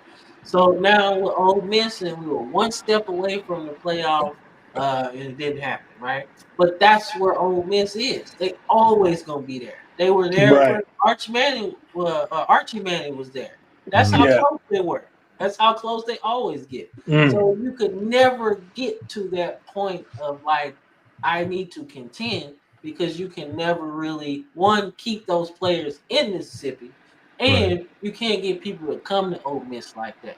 But with LSU, you got countless NFL players, right? You got Yeah. countless coaches that's come from there, right? You can get somebody to come there, right? The hardest part is how many players you can get. You can only keep so many. Right. Players I think he fits better there than Florida, to be honest with you, because I think Florida's like, there's pressure in both spots, okay? Right. But like that Florida pressure, man, like that shit Florida's bottles just- over so quick. Like Florida's just a different animal. Yeah. Like it's like Florida's- Urban Meyer set the thing so high that it's like they No. expect that and some. That It's like was LSU expects, scarier. like LSU expects that and some, but the vibe is different. Like they're a little bit more patient, and they have talent out there. Obviously, Florida's like a top freaking option in college athletes, but I don't know if he wants to deal with that extra BS or deal with the extra drama with the AD or whoever. I think if he would go to, and this biased aside, but I feel like if he come there, if he go to Baton Rouge, for instance, I think they would just let him have fun, just do whatever he want. Yeah. I think he'd have freelance to do whatever. I mean, yeah, Brian Kelly, before when he was getting transfers, was taking pictures with them, doing things I never thought he would do. Like, I was like, that was very cringe, bro. Everybody in our group, there's a guy in our group chat. There's a guy in our group chat, Andrew, and I'm pretty sure he's watching. That he brings that up all the time. He was too busy grinding on 18-year-olds, bro. It's like so yeah, I agree. It was very cringe, to say the least. That reminds you of that what coach for Louisville used to ride around on a motorcycle with a girl. Oh yeah. Yeah. Yeah, like I said, man, Lane is gonna be good, man. But Florida, I wouldn't go to. So we gotta talk about this dude right here, man. 600 yards passing, man. Shout out to him. What y'all think about this performance, man? North Texas is 7-1. Like, let's just keep that in mind, right? But 600 yards, like, can we see this happen more in college football or not so much? Honestly, moving forward, just in the next 4 to 5 years, we're seeing a lot of high schoolers coming out from their like high schools throwing like almost averaging 400 yards a game, something that's ridiculous, where it's like these players are coming in wanting to throw the ball. And like you said, if you run an air raid or a spread way of the game, these quarterbacks can come in, they can rule the game, they can play how they want, they can do these things. But with North Texas and seeing this like 600 yards, I think it was like last year, like Jackson Dart threw for almost like 500 yards against a team. And I'm just seeing it more often and often where it's just like, man, this transfer portal is really pairing up these guys with some of these players that they were like, man, if I just had you in high school, we could have won state more. If I would have just had you in my old school, we could have, been the best duo in our conference. But this right here is surprising just because I'm like, man, out of everything, 600 yards, you only have one interception. I mean, that's pretty good to me in my eyes. Especially when you get the control of the whole team and you just feel like unstoppable. It's just like no one can guard whatever you're thinking, whatever you're throwing. And I know that one interception, I think he just forced it. It was just kind of like, well, I mean, I'm already up. I'm already up like 400 yards. Does it really matter? So, I mean, going forward, seeing that type of play, yeah, I can see it more because I just see defense declining over the years in college football. Just kind of like we're getting a little farther and farther away from it. But yeah, I can see more games that are close to that 450, 500 mark. I don't know if you guys seen the quarterback, his story. The guy was a 0-star recruit coming out of high school. Wow. 0-star, like literally from the bottom, and came up, and now he's balling. So it's a really cool story, to say the least. I'm pretty sure Cam had seen that. Yeah, man. Like kind of like dude from Ole Miss. Like Ole Miss, the guy he's a 0 recruit, man. Like, and wins all those national titles in Division II, and then gets an opportunity to play. So Like that's the stories I like, man. I like when like people like Cam Ward. Cam Ward was a 0-star, right? Yeah. Bet on himself at Incarnate Word, right? Balled out there, and then bet on himself at Washington State. Needed to develop a little bit, right? The NFL was right there. They saw how good he was going to be, but nobody was willing to invest a top draft pick in him. So you bet on yourself again at Miami, and now you're the number 1 overall pick, right? So I just always like to put that in our shorts, right? When I see stories like this, just because kids be on YouTube, right? And you never know if there's a kid out there that's like, man, I'm not getting any offers, man. Nobody really sees me play. That's what I like to tell the kids, man. Just always stay ready. Stay ready. And somebody's watching. Believe me, somebody's watching, man. Because somebody's going to need a player at Joe Blow position, or they're going to need some player somewhere. Somebody's watching. You just got to be ready for that opportunity. So I love stuff like this, 600 yards, man. And in today's climate, somebody's going to say, yo, we need that. Yeah, I like this story. I guess the one thing that does come to mind, I think about, I hope he stays with this team, or if he goes to a different team, he doesn't do, and the first thought I thought about when you brought up his stats, I started thinking about, what's his name, Caden Salter, the quarterback for Colorado. And he set all those records at Liberty, and then it's like, oh, okay, let me go here to Colorado. I'm going to get that TV time. And look how it's like you went up too far. Maybe Colorado wasn't the team that you need to go to. And it wasn't a stable situation either. That didn't help. Right. Yeah. Right. So it's like, maybe follow Cam Ward's sort of thing. Okay, go to a Washington State, a team like that after North Texas, and just keep building up, I said that about Billy Napier on the coaching side, right? We went back and forth, me and Brandon, about he was really good at ULL, right? But that was such a big jump. Like that's like going from Seton Hall to North Carolina in basketball, right? That's the kind of job. That's the kind of job that you jump to, right? You didn't even take like Texas in basketball. That would be a middle ground, right? Still Division I, but in between Seton Hall and North Carolina, right? So for him to go from ULL to Florida is crazy, right? Yeah.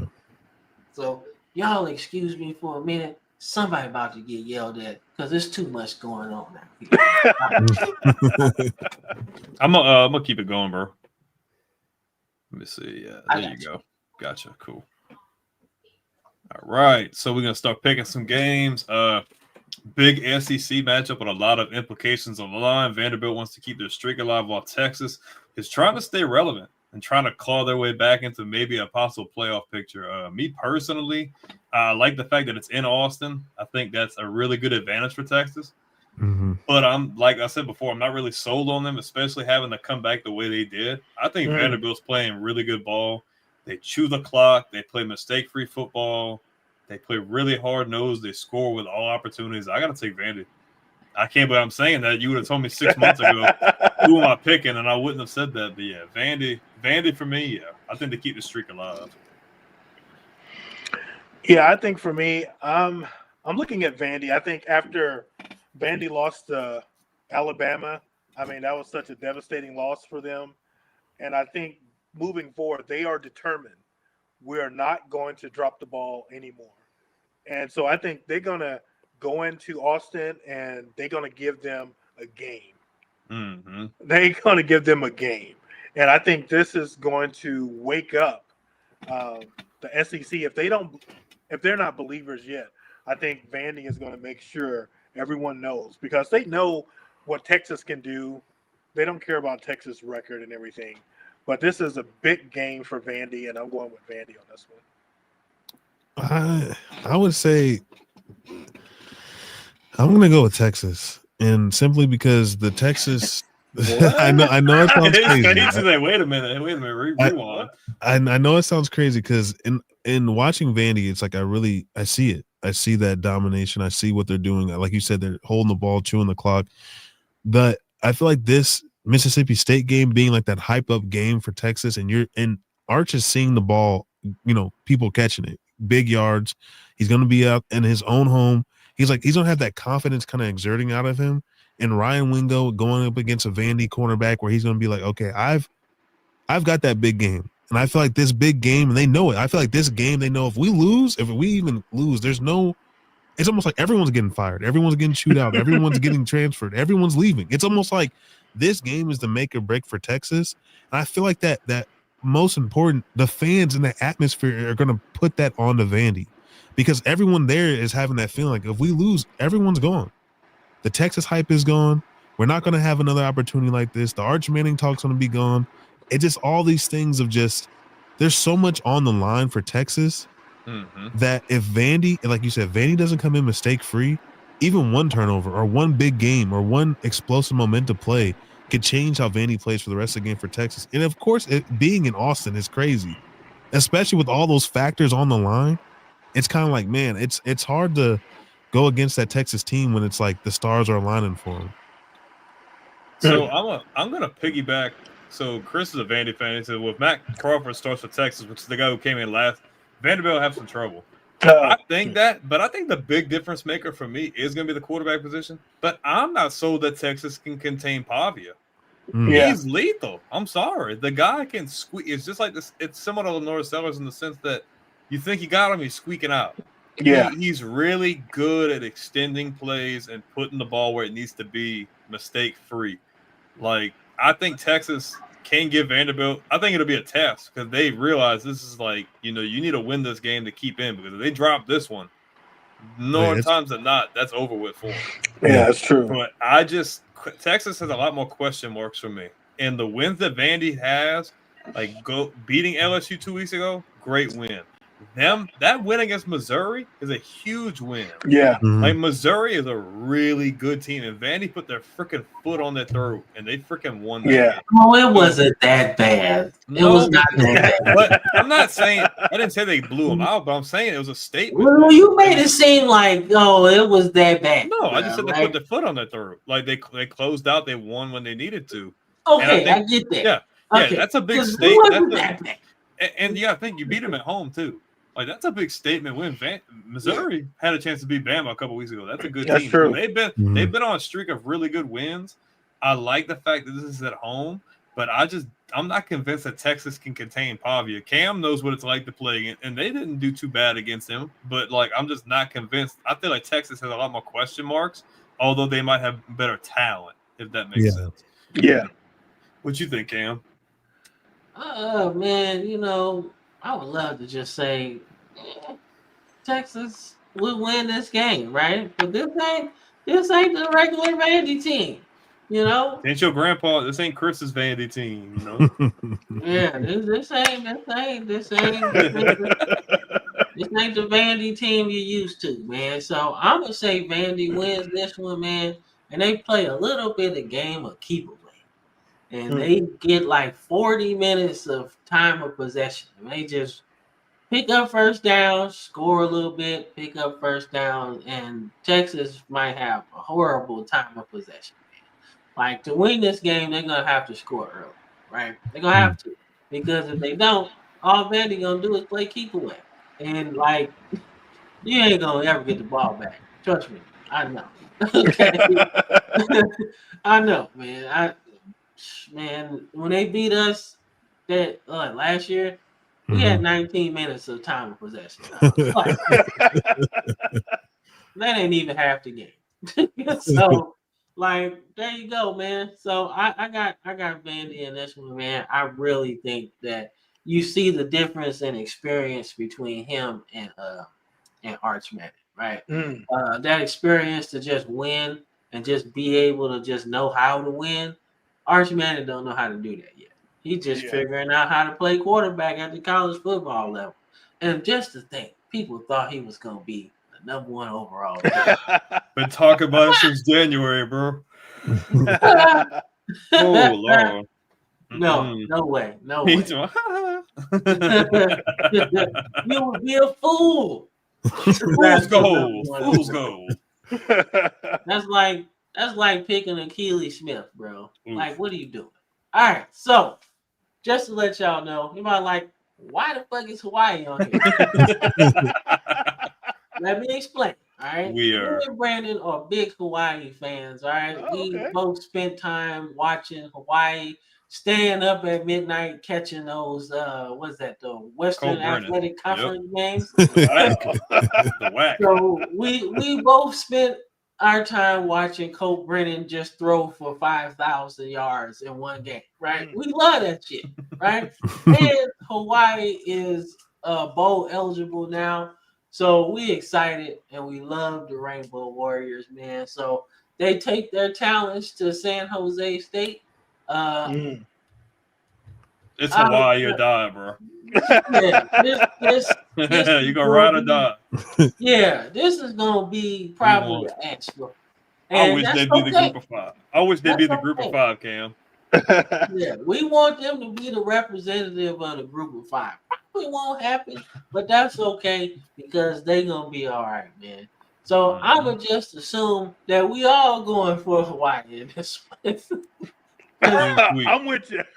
It's so funny because on my college football rebuild, I've been like San Jose State just off a whim. So just seeing this, it just like, man, this would hurt if I choose against the team I've been rebuilding. He's breaking his loyalty. I know. Yeah, he's about to jump ship. He gonna go and be like, man, you know what? Nah, I want to go there, bro. You know what? It's time for a promotion, man. It's time for a shake. Leave the Spartans where they at, man. I know. That's why I'm like, man, this is hard, but I know Hawaii's gonna beat down on them. I watched some San Jose State just because I've been playing with them. I'm like, man, this team. Hey, Hawaii's quarterback's legit. Yeah, he is. That dude could throw, bro. Yeah, and San Jose State, man, they ain't been good for a while. Yeah, Walker is not doing that good over there. I'll say that right now. Yeah, I mean, he's got 15 touchdowns, 3 interceptions, but I mean, they keep losing close games. Yeah, man. But like I said, man, San Jose is a gateway job to something else. If you win there, you're gonna get another job. It's like we always compare it to like Duke. Duke is just one of those jobs. Like, look at Mike Elko. Mike Elko's in a really good spot now. Man, Diaz is doing okay there. He's probably gonna get another opportunity. Yeah, right. Steve Spurrier, same thing. Yeah, man. Like North Carolina was like that for a certain time. Mm-hmm. You know, Mac Brown started there, right? Mm-hmm. Yeah. So, like, if you can win at those basketball schools, right, like Kansas and Illinois too, as well. Like, if you can win at those schools, you'll get another job somewhere. Right. But Hawaii is going to get this one. Yeah. All right, man. I think we're about to get to the. Nope, got more. We got one more, man. Like I said, this would be a good one. And honestly, I think this might be because we're starting to separate the SEC teams now. Yeah. In terms of the standings for the college football playoffs, right? So you might see a lot of 10-2 SEC teams, right? So I want to say Oklahoma has lost twice, right? Yeah. He has lost twice. So this is for a college football playoff berth in this particular game. So I'm actually going to go with Tennessee because Mateer has been struggling with that coming back from that arm or finger injury or something he had. He hasn't looked the same. He looked nothing like he was at Washington State, even before the arm injury, right? So I'm liking what Tennessee's doing. Obviously, we beat them by a couple of scores, but they definitely didn't play bad. So, like I said, I'm going with Tennessee here because offensively, they are nasty. I will say, you got to give Oklahoma credit, though. Got one of the nation's top defenses. Like, they're really good. Give them credit there. They're going to keep them in this game. But that Oklahoma offense is not going to hang as many points as Tennessee just knows how to score in their sleep. It doesn't matter if they're blindfolded, backwards, neon lights. It don't matter. They're going to score whatever against whoever. I think Oklahoma's defense will keep it interesting. And Mateer might not be bad, but you've seen him regress. Like, he didn't look bad before the injury. He's actually looking pretty decent. But since then, you see a level of hesitation, and the ball's just not coming out the same way. Yeah, I got to in Rocky Top. Yeah, give me Tennessee. I think Oklahoma's going to get put back in their place. Yeah, I have to agree with that. I'm going with Tennessee. I was kind of disappointed. I was kind of actually rooting for Oklahoma against Ole Miss yesterday. But when Mateer wasn't able to hit those down and out passes, and I mean, he's scratching his head like, I don't know what happened. I'm just like, oh my gosh, this reminds me of like, going back to Caleb Williams, trying to hit it down and out. It was just bad. So I think the injury, it's really had an effect on him. And I don't know. I don't see them winning this game. So I'm definitely going with Tennessee on this one. Yeah, I got Tennessee just because I know Joey's always looking for that big play, and Oklahoma just can't stop big plays. I think that's one of the biggest things that they have a problem with is, if anything, they could do good, like if you're trying to be methodical, just drive. But if they got that play, like that one play, like this is our home run, Oklahoma just gives it up. I mean, probably 8 out of 10 times. And Joey's always looking for the big play. Mm-hmm. It doesn't matter. Like, he could get pressured. They could contain him. He's like, it doesn't matter. He's still going to step up in the pocket and make the big throw. I mean, that's the one thing Joey's known for. Guys open down there somewhere. You know what I'm saying? Yeah. That's his thing. He'll step up into a D tackle's face and be like, I see him. It doesn't matter. And Oklahoma just for time and time again, that secondary just can't stop, can't stop an open wound. So it just doesn't really matter what they do. It's just, I got Tennessee on this one. All right, man. Clean sweep. So yeah, man, we got the NFL stuff, man. We're gonna take a quick commercial break, man. Like I said, we love having y'all on here, man. That's great. We hate that it went so long, man, but we love college football, man. So if y'all stick around, man, we're gonna go through this NFL real quick, man, and then we good after that. All right, cool. For sure. All right. Be right back, guys.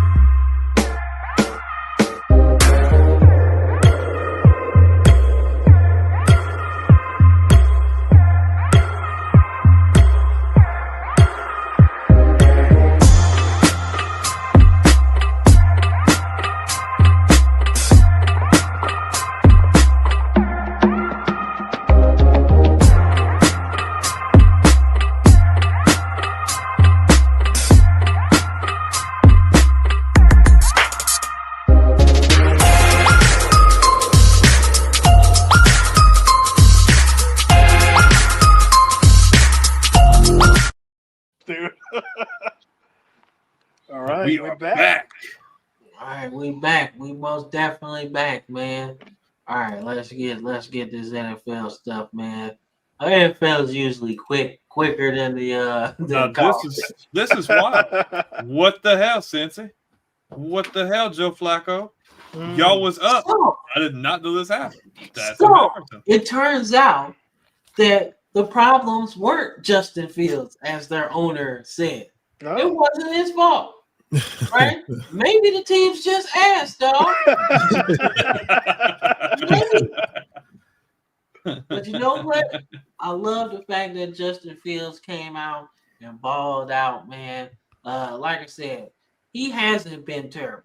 Like, I don't know what their owner was thinking. Like, I just think, oh, well, maybe we're going to be bad and then we're going to draft another Zach Wilson. Yeah. Mm-hmm. You know, like, why would we draft another Zach Wilson? No, that never really panned out at all. So, yeah. But you know who's still playing good? Joe Flacco, man. Shout out to him. Being a Ravens fan, man, I love me some Joe Flacco, man. That's our first franchise quarterback. Oh, yeah, that's true. Number one.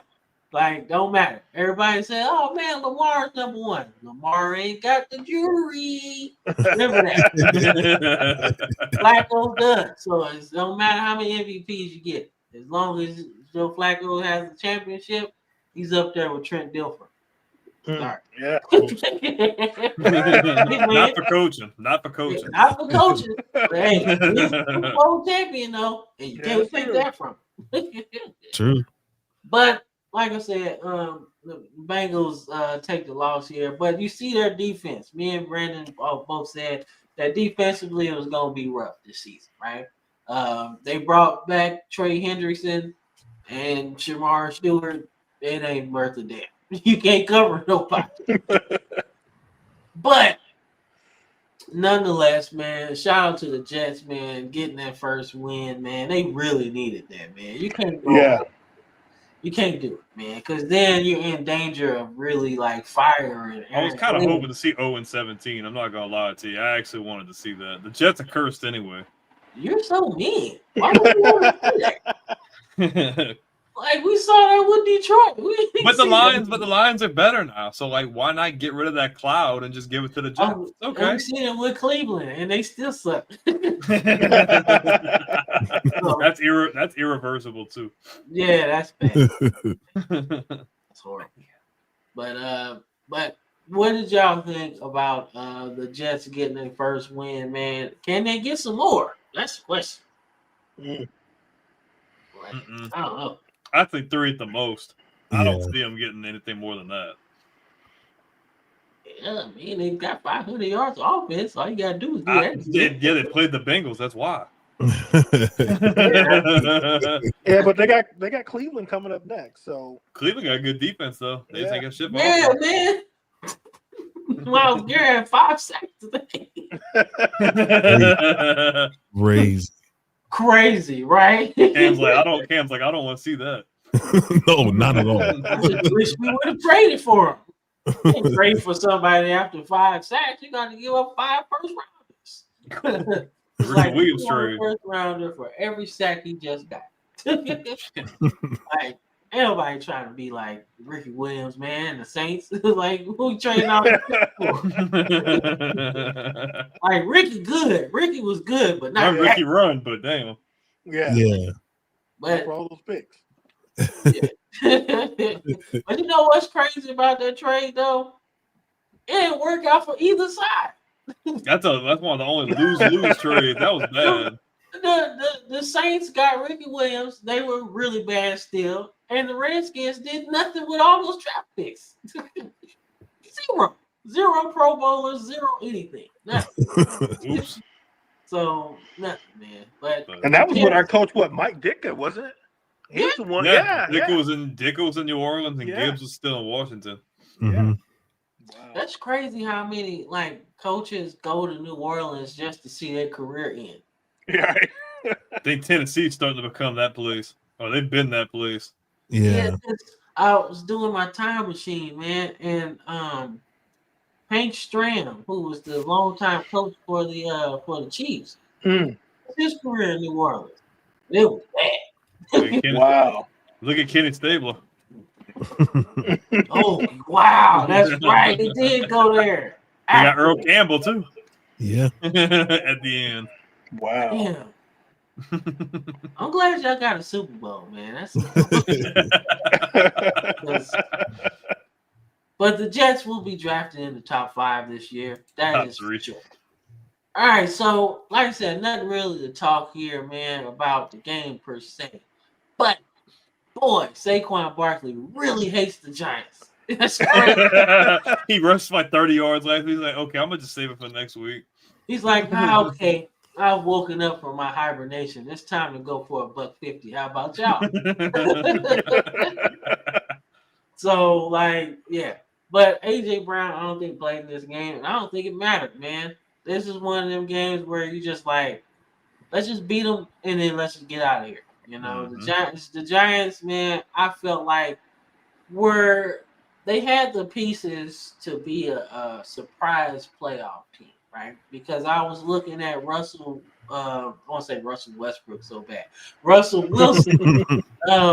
They had Russell Wilson. I was like, okay, what's cool, right? They got a 1,000-yard rusher coming back, and you had Neighbors. Then you had Jalen Hyatt. I'm thinking he was going to take another step forward. So you had some weapons there, right? But I was more impressed. I was more impressed with their defensive line, right? You got Thibodeau, you got Burns, and you got Dexter Lawrence II, right? So I'm thinking, all right, man, you could steal some games just based off of rushing the passing, right? And then Russ is a smart quarterback, so he's not going to just make decisions out here that just make no sense, right? I was wrong. He did do that. He did make those decisions that he shouldn't make, and that just sucks, man. But going into the draft, like that's where our conversation kind of started, right? Where I was thinking they were going to be a surprise playoff team, was going into the draft. I said, man, at 2, I think you should go after Ashton Genty because I'm thinking if you're going to win some games, you might want to get another running back that you can lean on, right? Right. Like we get up on the Eagles, right? We can run. We can steal some games, right? First down, first down, first down. Game over. We won 14-7. That's cool, right? We can do some shit like that. They didn't want to do that. Now, they did go after dude from Penn State, right? And that was cool. That makes your defensive linebacker room a lot stronger, right? But you still have that problem of running the football. And that's why they keep losing right now, right? Because Dart's playing okay. He's not playing bad, right? But you can't salt away any wins, right? I love Scatterbo. I do. I think he ain't gonna last a couple of years, bro. He keeps wanting to run through walls, bro. That's what I was saying, man. I was like, dude is a maniac. Yeah. He's a maniac. He plays like he smells smelling salts every play. I needed a running back that's a little bit down on the crazy scale, okay? Right. Right? I seen the playoff game he had, man. That shit was wild. But he is batshit crazy, man. Like that's cool for like 3 years, right? That's some Earl Campbell shit, right? I can run you over. I can run your defensive player over, right? I tackle him. But you can only do that for about 8 years, and then you see how Earl Campbell kind of went down after that. But it can't be that violent, man. So that's what I was thinking, man. So the Giants are struggling now, right? They'll probably be picking in the top 10 again. And I think Dayball will probably be gone after this. Keep getting fined for looking in the freaking training booth. He's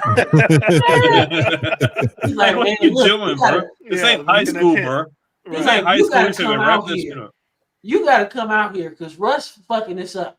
Stand the ball off. That's all I need you to do. Yeah. Since I'm a Giants fan, this one sucked. I've watched this game. I know the Giants, the Giants rooms on Twitter and everything was crazy because I mean the refereeing during this game was horrendous. I'm just gonna put that out there. The refs were horrendous. They had a touch push that they blew early when they had a fumble. Yeah, they had a pass interference on Darius Slayton down the field for a touchdown. But then again with Brian Dable, it's like you have Cordell Flott-Lily had a concussion in the game. You send him back out before like 30 seconds left, and then he comes back out and you're like, oh yeah, I think he does have a concussion. It's like, yeah, he does. So it's just one of these things where, and then Cam Scatterbo, like you said, him being hurt. I mean, he dislocated his ankle today. So it just became this whole issue of just like, man, these games that we're reeling together, and then Brian Dable coming off last week, like, I know it was bad. Shane Bowen's prevent defense was always gets us into troubles. No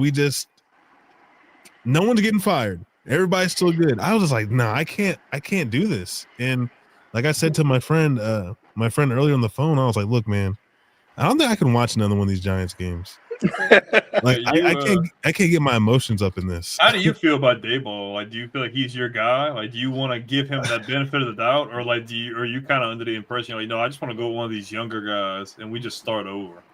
It became one of these things where earlier in the year you heard him say, "I want Darius Slayton gone. I don't want Russell Wilson. I want Cam Scatterboo." It was like he was pleading to Joe Shane, like, "Please give me these players, and I want to start them. I want to do them." And Joe Shane would override him, like, "No, we can get Russ, a veteran. We can get that." And I was just like, man.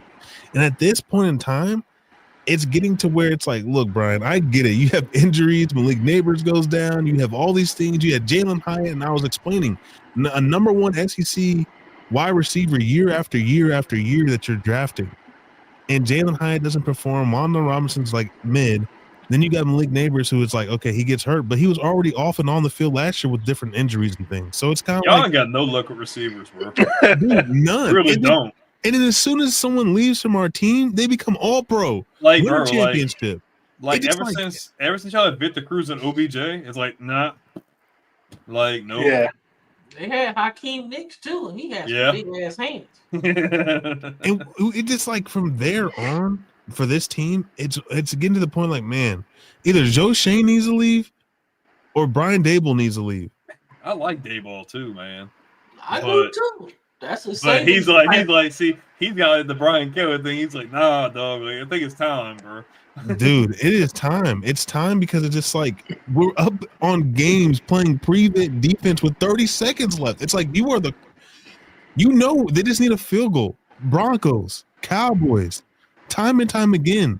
We're playing the Saints. You have an offensive team that we're literally in there. Jackson Dart, I mean, it feels good to finally have a franchise quarterback.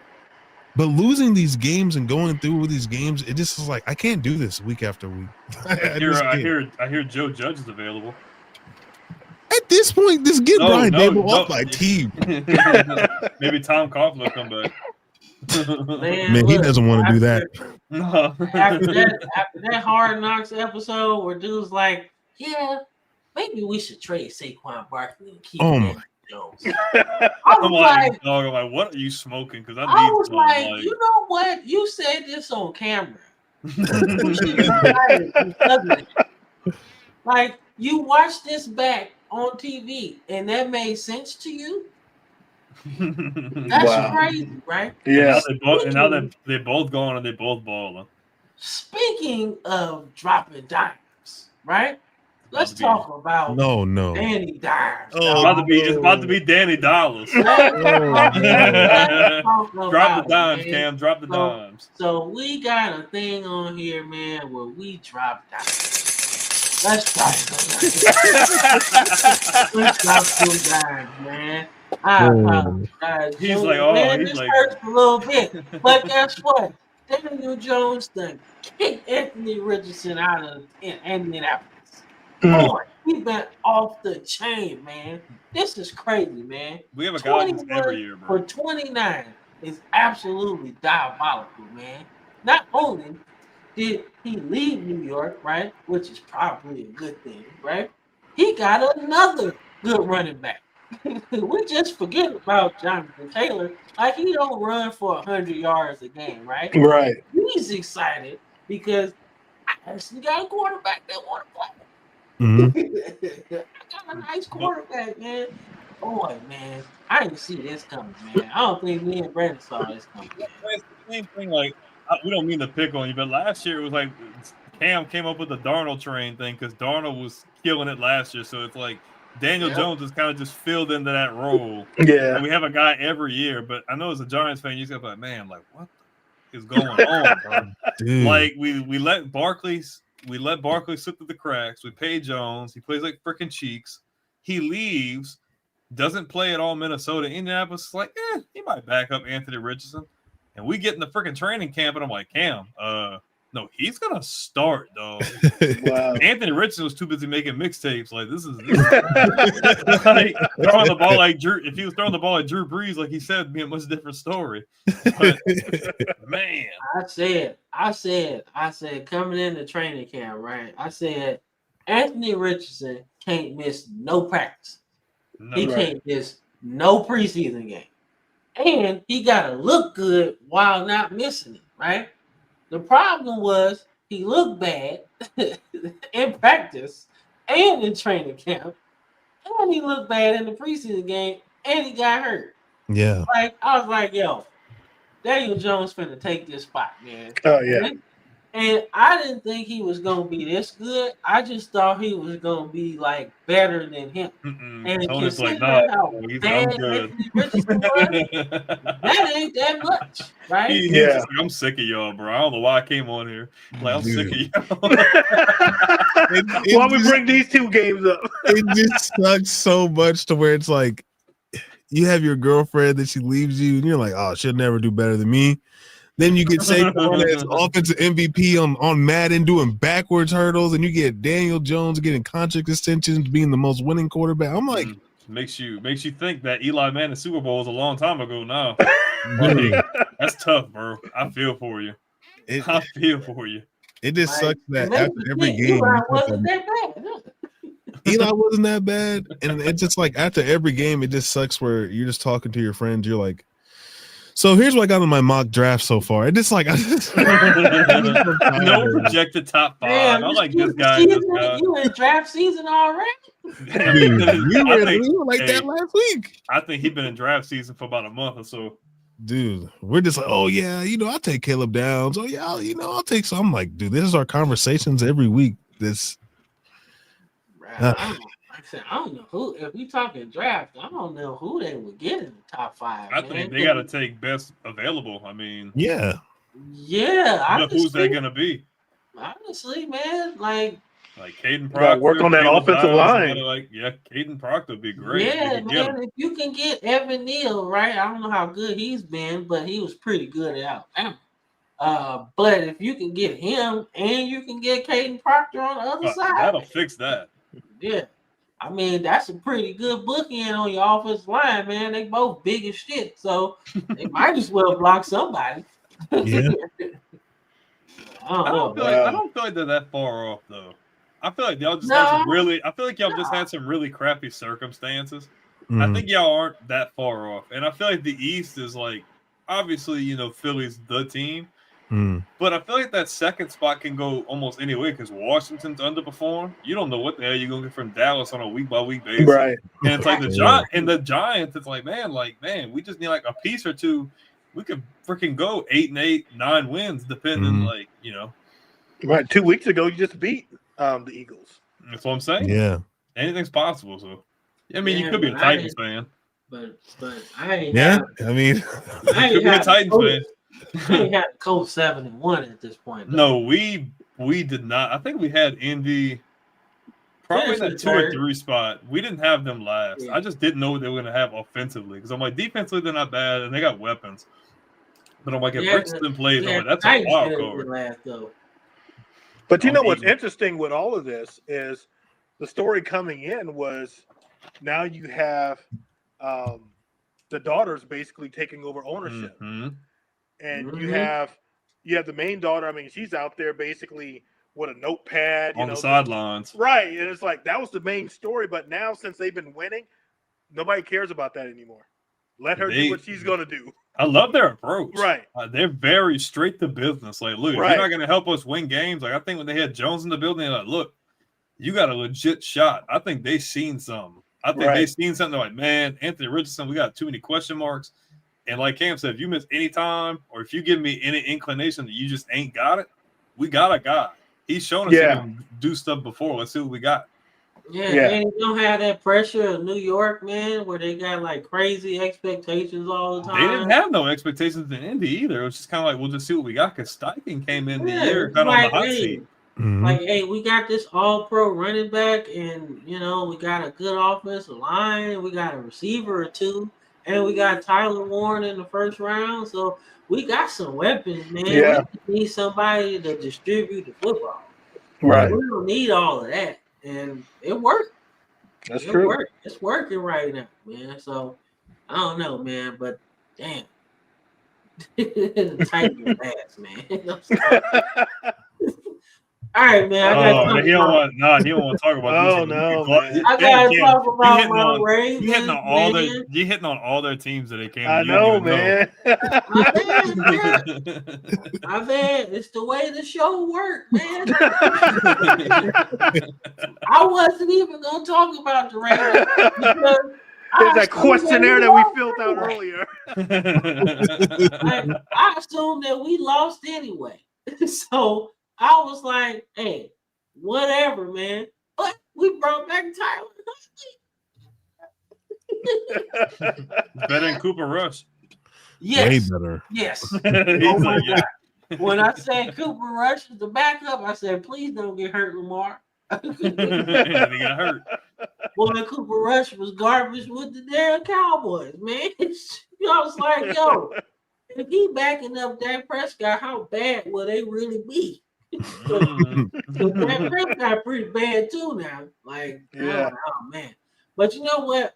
All right, I was excited to see that Huntley got to start, man. Because he fits, he's a Dollar General Lamar Jackson. All right. All right. You know what I'm saying? Not the premium brand, but guess what? It get the job done when you need it. And boy, he did start a playoff game for us as well. So guess what? I was happy to see that. I was like, well, maybe we might a little bit. Because the Bears got Caleb Williams, and he throw the ball all over the yard. They got weapons. So I'm like, you know how this gonna go. Our defense is ass. So I'm like, hey, this might be his best game of the year. Turns out we actually played some pretty cool defense today, right? Still gave up 300 yards, but only 16 points, right? So I was happy about that, right? My Mike Green got a sack, man. Love to see the young players playing.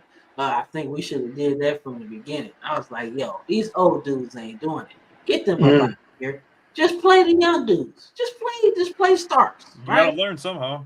Yeah, you know what I'm saying? Play Starks, play Green, right? The picks you got in the draft, man. Just play them. Buchanan was cool. Play him too, right? All them old dudes, Alexander, right? They done. All right. It's the reason why the Packers got rid of them, okay? Why do we pick them up? It makes no sense, right? So I'm happy about that. Maybe Lamar Jackson comes back next week, and we might see a little bit better, right? But we got a long way to go. We got to play this week after week because we can't think about the playoffs right now. Because at the end of the day, we ain't in it. How you feeling about the Bears after today? How do you feel about you guys going forward? For me, I'm disappointed. I mean, to be honest, we had a 4-game win streak. This almost gives vibes of last year. We were 4-2 last year, and then we ended up losing 10 in a row. I don't think we're going to lose 10 in a row like we did last year. But I saw that we were moving the ball down the field. My only problem is Caleb Williams.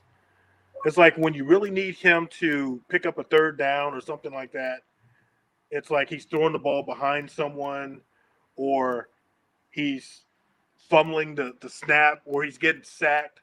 So here we are 6-0 where it should have been 14-0. And I just thought that we just regressed. We just went backwards as opposed to building on what Ben Johnson has put in place. We just went backwards. We couldn't get to the Ravens quarterback. I think we had maybe one sack. We were able to hold Derrick Henry, to 71 yards?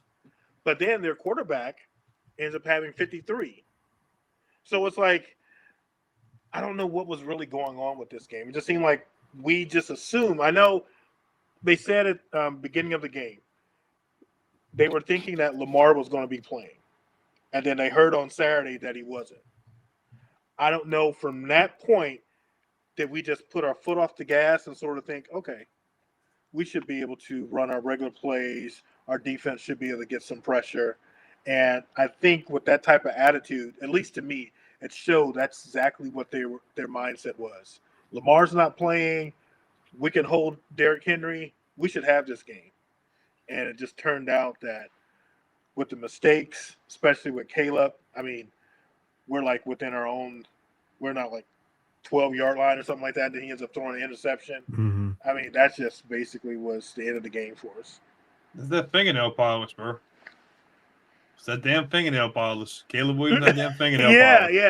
Yeah. He's more concerned about that than, hitting open receivers. Or when he sees open receivers, it's almost like he's thinking, I'm not going to throw it. I'm just going to run. The talent's there, man. It just seems like he thinks too much. Just let it, like, you guys got to let it be natural. I mean, when we see him play at his best, it didn't seem like he was thinking at all. It just came natural to him. Mm-hmm. Right. He's got crazy arm talent, man. Crazy ain't the word. He got like Jamarcus Russell arm talent. Like, it's crazy. Yeah, like, yo, he was like effortlessly throwing that ball 60 yards flat-footed at USC. So I'm like, yo, he got something working, man.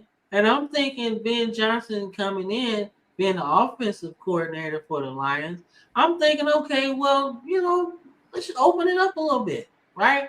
But I do think the problem with the Bears, and it's been the problem for a while, man, the running backs.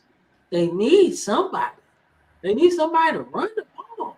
Like, I like Swift, but Swift wasn't that good in Philly. And frankly, I think that's why they lost this first Super Bowl to the Chiefs, because he couldn't get the ball rolling. He couldn't run. Yeah. And I don't know what happened between him and Georgia, the Lions, the Eagles, now Chicago. He just hasn't looked the same. And I thought he was the more dynamic out of all of those Georgia running backs. So I don't know. But they need a bell cow, man. They haven't had that guy since Forte. Like, I liked when they had Cohen. Yeah. And I liked when they had Montgomery, but it just seemed like injuries and just didn't have no luck. Like, that last time they had a really good guy was Forte. At this point, shit. Yeah, but here's the funny thing about it. I think the past 2 weeks, we led the league in rushing. That's crazy, too. It's crazy how things work. And then we don't even get 100 yards, today. But I mean, the Bears are 4-3, man. So I mean, this is an improvement. They're not far off. I don't feel like just not far here and there. I think they're good. Man. You got the quarterback. He's obviously, I would say, probably the best quarterback y'all had potential wise. Yeah. Oh yeah. Yeah, potential wise. Yeah. Yeah. I mean, the bar is low, bro. He could crush all them records. Yeah. Mm. Yeah, that's true. Except the rushing one for a quarterback. He ain't touching Douglas. Just letting you know. He ain't touching Douglas. Douglas got like almost 1,000. He ain't rushing for 1,000. Last year we could have actually had the record. Well, a couple years ago, we could have had the records with the Jets with Fields, but they didn't let him play. I think the last two games, but he could have got Lamar's record. See what I'm saying, man? Douglas is still safe, man. Funny thing about that, though, Douglas, his record in rushing for a quarterback stood until like 2006. So, like, that's crazy until Michael Vick broke it, right? And then wasn't common. What happened after that? Oops. Unfortunately, man. But yeah, man, this will be the last one, and then we'll pick some games after this, man, for the NFL. It's only like 3. And then we good, man. Like I said, cool. We love talking. They're like, damn, bro, I'm tired, bro. Hey, if y'all tired on this one, man, y'all should have seen the draft show. Oh, man, the draft show was, yeah. It was like 3 hours long. Oh my yeah, goodness. we was getting like the mid-20s. I'm like, damn, dog, man, it's taking too long. Like, come on, man.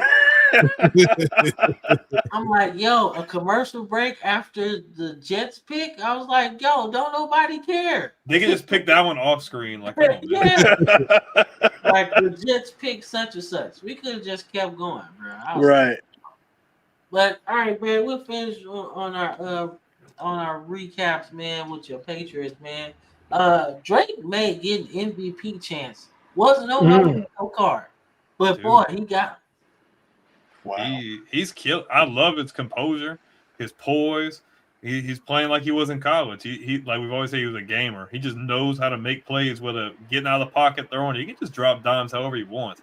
He looks comfortable. Like him, Vrabel, and McDaniels, that's a great trio. Like that's such a level of comfort, and they've really reestablished a culture there. Like I love it. And Trevion Henderson. Y'all brought back McDaniels. You seen what he did with Mac Jones? He's doing this. He's doing even better with. Damn, he can. Man. Dude, He's such a good coach, man. He does, but he's a hell of an OC. He's a hell of an OC. I'll tell you, I was so happy. Man. All we need really going forward, you just need a really solid number one guy at receiver. Like Diggs has been serviceable. Yeah. But he's just not your long-term guy. But the Patriots are playing really confident ball. Really busy. And them hanging 32 on Cleveland's defense, is impressive. That's good. Yeah. That's really good. That's what I see. Like, I don't see that they held them to 13. I'm like, you dropped 32 on them. That's good. He's barely turning the ball over. His completion percentage is always high. They're just playing really efficient, confident football. And they're 6-2, bro. Like, we could be looking at a New England Patriots finishing the year with 11, 12 wins if they keep up the same kind of pace they're going right now. I'm telling you this right now, man. Harold Fannin is going to be the best tight end in the league. Watch. Oh, he's a beast. He's going to be what Njoku should have been. Cam's like, yeah.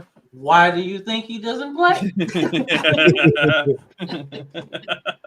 Shoot, man. Harold Fannin cold, man. But yeah, man. So we're gonna get into it. I think I put that on there the same. Oops.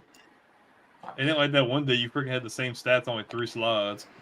Hey man, my bad. Oh, this is a nightmare game for Atlanta. I be smoking sometimes. My bad, man. But all right, man. Let's talk about this one right here because I had a game before this one, but I'm pretty sure it was the Chiefs and Bills, and we all know how that's going to go. And they're going to change the rules for Josh Allen again. Right. No need to talk about that, man. But I want to talk to y'all about this one, man. The Falcons trying to exercise some demons, man. Maybe they can forget about the Super Bowl. I don't know. But I got the Patriots. I don't understand how statistically Atlanta's good on offense and defense, but yet they suck. Yeah. But I just don't that needs to be studied because statistically they're like top 5 and top 10 in offense and defense, like efficiency, yards, touchdowns, all that kind of stuff, and yet they just can't win games. So for that, I think we cursed them. I just don't see them fixing it. Free Kyle Pitts, give me the Patriots. Nah, man, it's Raheem Morris, man. He's ass, he was still with the Buccaneers when he had his first head coaching job. It was still. They should have just gave Leftwich a shot for all that. If you're gonna take a shot on Morris, you might as well. Yeah, like Raheem Morris was just still with the Bucs too, man. He was trash. Yeah. I wouldn't say trash because they were okay, but it was just still. It was just. He was better than Greg Schiano. Yeah. Yeah, it was just. Than Greg Schiano. Yeah. Yeah, he was definitely better. Maybe them and the Giants should swap coaches and just see what happens. Yeah, just do like one of those, like you get my wife, I get your wife for a day, or we one of that TV shows. Like what? Yeah. See what happens. Yeah, the Falcons ass though, man. I don't know what's going on with them, man. Like they just can't get out their own way, man. Maybe this will help out a little bit, but I don't know if you're ever gonna get over losing a Super Bowl like that. I'm sorry. Yeah, that's true. Like you can walk down like that in a Super Bowl. That's gonna stick with you for at least another generation. I'm sorry. Yeah. Man. I honestly think the Patriots definitely got this. The only way they lose if they don't contain Bijan Robinson, and I believe Bijan Robinson is the best best back in the league. He just every time I watch him, I'm just like, dude, you're insane. You make jump cuts, you make pass plays. I mean, you're just an ultimate force. Kind of reminds you of Saquon, I think in 2021, where it was just like he had 36% of the offense. That's how I see Bijan Robinson. And if the Patriots can't stop that run game, then it's going to be a long, long day. But if they can contain him, keep him under like 30 yards before the halftime, I mean, this is in the bag for the Patriots. Man, Bijan going to be on a Le'Veon Bell pay scale in a minute. Remember when Le'Veon Bell was like 50% of the offense and they didn't want to pay him? I was like, that's the biggest debacle ever, bro. Yeah, on both sides, though. on both sides, because how you 50% offense, which we all seen, he had like 50 receptions and like 1,500 yards. You can't tell me he wasn't that important, right? Yeah. And then they didn't want to pay him, but he was stupid enough to go to the Jets. No, he was stupid enough to sit out a whole year. Yeah. Well, that part too, but then he signed with the Jets. Like all of that for nothing. but yeah, man. But yeah, I'm going with New England on this one. I'm just looking up the stats, just seeing Derek May was at 12 touchdowns, only 2 interceptions, where Michael Penix has 5 touchdowns, 3 interceptions. I think Cousins is starting this game too, if I'm not mistaken. Wow. Yeah. I mean, Magic City Kurt. Magic City Kurt. How you like that? Yeah, I mean that could be something. Oh yeah. Well, Okay. it was something for a couple games. 500 yards. Yeah, And then fall off the face of the earth. 500 yards and the Cuban link And the on gold the airplane. chamber, yep. There you go. Swag's perfect. That's how they win. Swag. But that's it, man. That is it. Cool. Is the show, man. We put it together just like that, man. We go and on Canva and we just kind of put some stuff on there. But hey, y'all are welcome to come back anytime, man. And All right. we'll hop on y'all show too. We'll hop on there. We'll talk some sure. stuff, man. For real. Like I said, Cool, man. I appreciate it. Really yeah, good. we love college football. We love talking NFL, man. In the off season, we do talk some high school too. We just kind of branched off from that a little bit, man. But we do that, man. So, but before we go, man, we gotta let people know where to find y'all.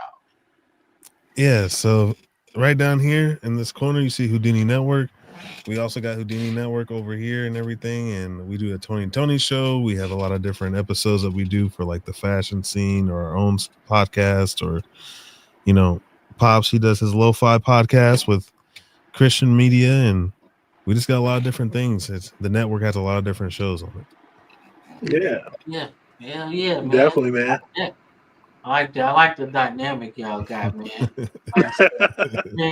You ain't gonna let them like, nah, man. You ain't gonna forget about what I seen. Like,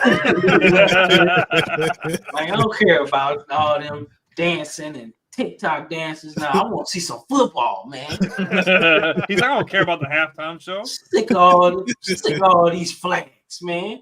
Man, you get what I hear all the time. What's wrong with you? Nah, man. But Brandon, before we get up out here, you got anything to say, man? No, we really appreciate you guys, because one, it's hard to collaborate with people in general, because a lot of people always think you're out to get them, or they think you're trying to take viewership. I don't really look at it like that. I think it's always beneficial, because it's good because you guys can get a lot of viewers from us, and it can work out beneficially, get more eyes on the product. And I want to help people, because like I'm a firm believer in doing what you want to do. And something like this is not built for everybody, because a lot of people will just give up and quit. Yeah. Like we interviewed a guy from ESPN Baton Rouge 3-4 months ago. And I was talking to him like, hey, we're doing this and that. And I'm like, man, like, what do you think? He's like, just keep doing what you're doing, because most people don't make it to that point. They just give up anyway. So it's really just putting your head down and going. Like, we've had a lot of people flake out. We've had some people come on and it's good, but not to the point where it's like, we want to keep bringing you guys back, or we want to continue to work. Like, we want to help benefit somebody else while also having fun and growing at the same time. I think that's the biggest. That's the biggest thing. And finding people that are like-minded and bring different perspectives, not to where everybody's like, oh, just this and that. Everybody has like a different demographic and they see things differently. Right. Yeah, man. Boy, we've been doing this for like 2 years now. Man. Yeah, so we had a rough run, man. We had some cool deals, and then we went with a company that we just didn't work out, man. We had a different mindset, or at least what it was told to us was that we were going to have certain things and we're going to be certain things. And it turned out that was not even a part of the whole thing, right? And like I said, you live and you learn, right? That company's not even a thing no more. They're non-existent. Don't even exist anymore. So. Right? And our idea was just, hey, let's just run with what we got. push us because we bringing in some viewers, right? So you push us. This is the media era, right? You can't do what y'all doing. It's not working, right? It's old. It's not doing it no more. That was cool in the 2000s, right? I don't know about it. I had Sports Illustrated issues, right? Issue, of course, but I had my Sports Illustrated because it was fire back then. But now we're in a digital age, man. So you gotta adapt with the times, man. But like I said, man, we branched out and try to do our own thing. So we got the Villain Sports Media Network that we growing as well. So we, like I said, we took it with our friend Andrew, man, and we just partnered up like that. And that's really how it started, man. So, like I said, we're growing that brand, we're growing our brand. So we just kind of want to help everybody as well, right? People that kind of want to keep this going, right? Because it's hard to do this. It's really hard, right? Because everybody can do it, right? Because it's accessible to everyone, right? You can do it on your phone, you can do it on your computer, right? Everybody can do it, but you gotta like be different, right? So that's what I would say to anybody that's trying to do it, right? Not you guys, because you guys are doing what you got to do. But there's just PSA to anybody trying to get into the sports media, like this genre, right? You have to be different. You got to be different because everybody can do it. So you got everybody can do it, but not everybody can do it.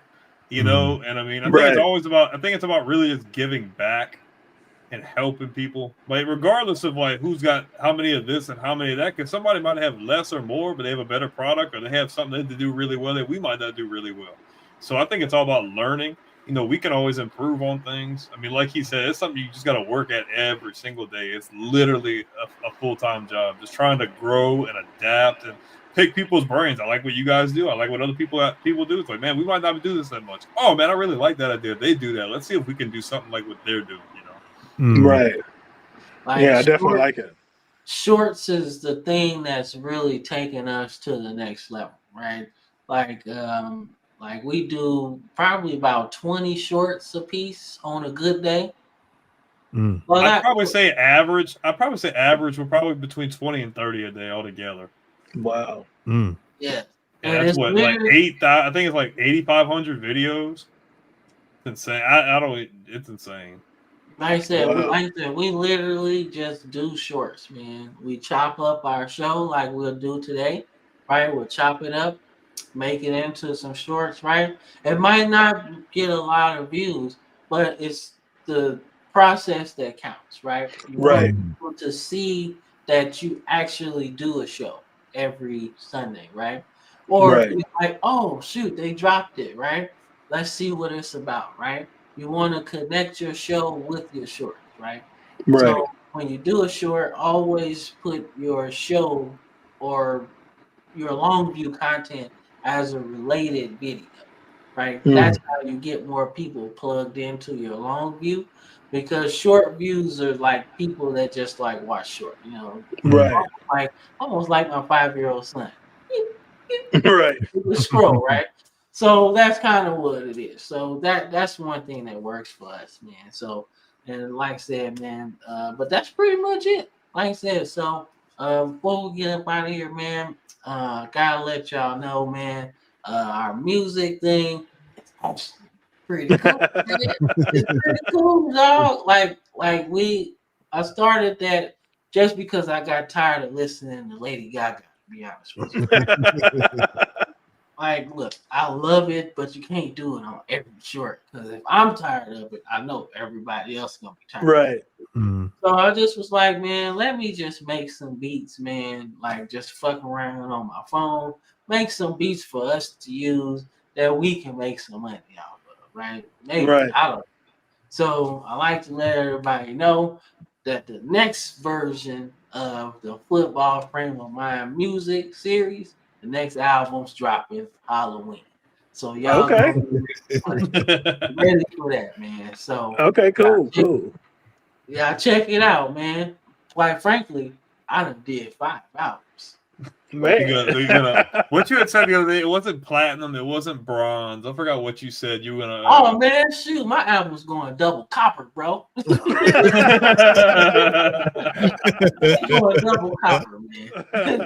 Like, it's gonna be a gospel album, man. It's gonna be straight pennies, bro. Yeah, double penny. That's where it's going. Man. But yeah, man. Like I said, we trying different stuff, man. We're trying to just do different stuff, man. Like I said, I wanted to try and make some I guess some music with a football twist, right? So everything that y'all see, like I say, you just look up it'd be Cam Groves, just type that in. It's somebody else named Cam Groves, and I should have looked at that before. But I'm the one without the space. You better get that copyright and trademark. Yeah, like yeah, I'm the one without the space, right? This is no offense, Brandon. It's a white dude that be rapping. He actually got some cool shit, bro. I had to check it out. Bro. Yeah.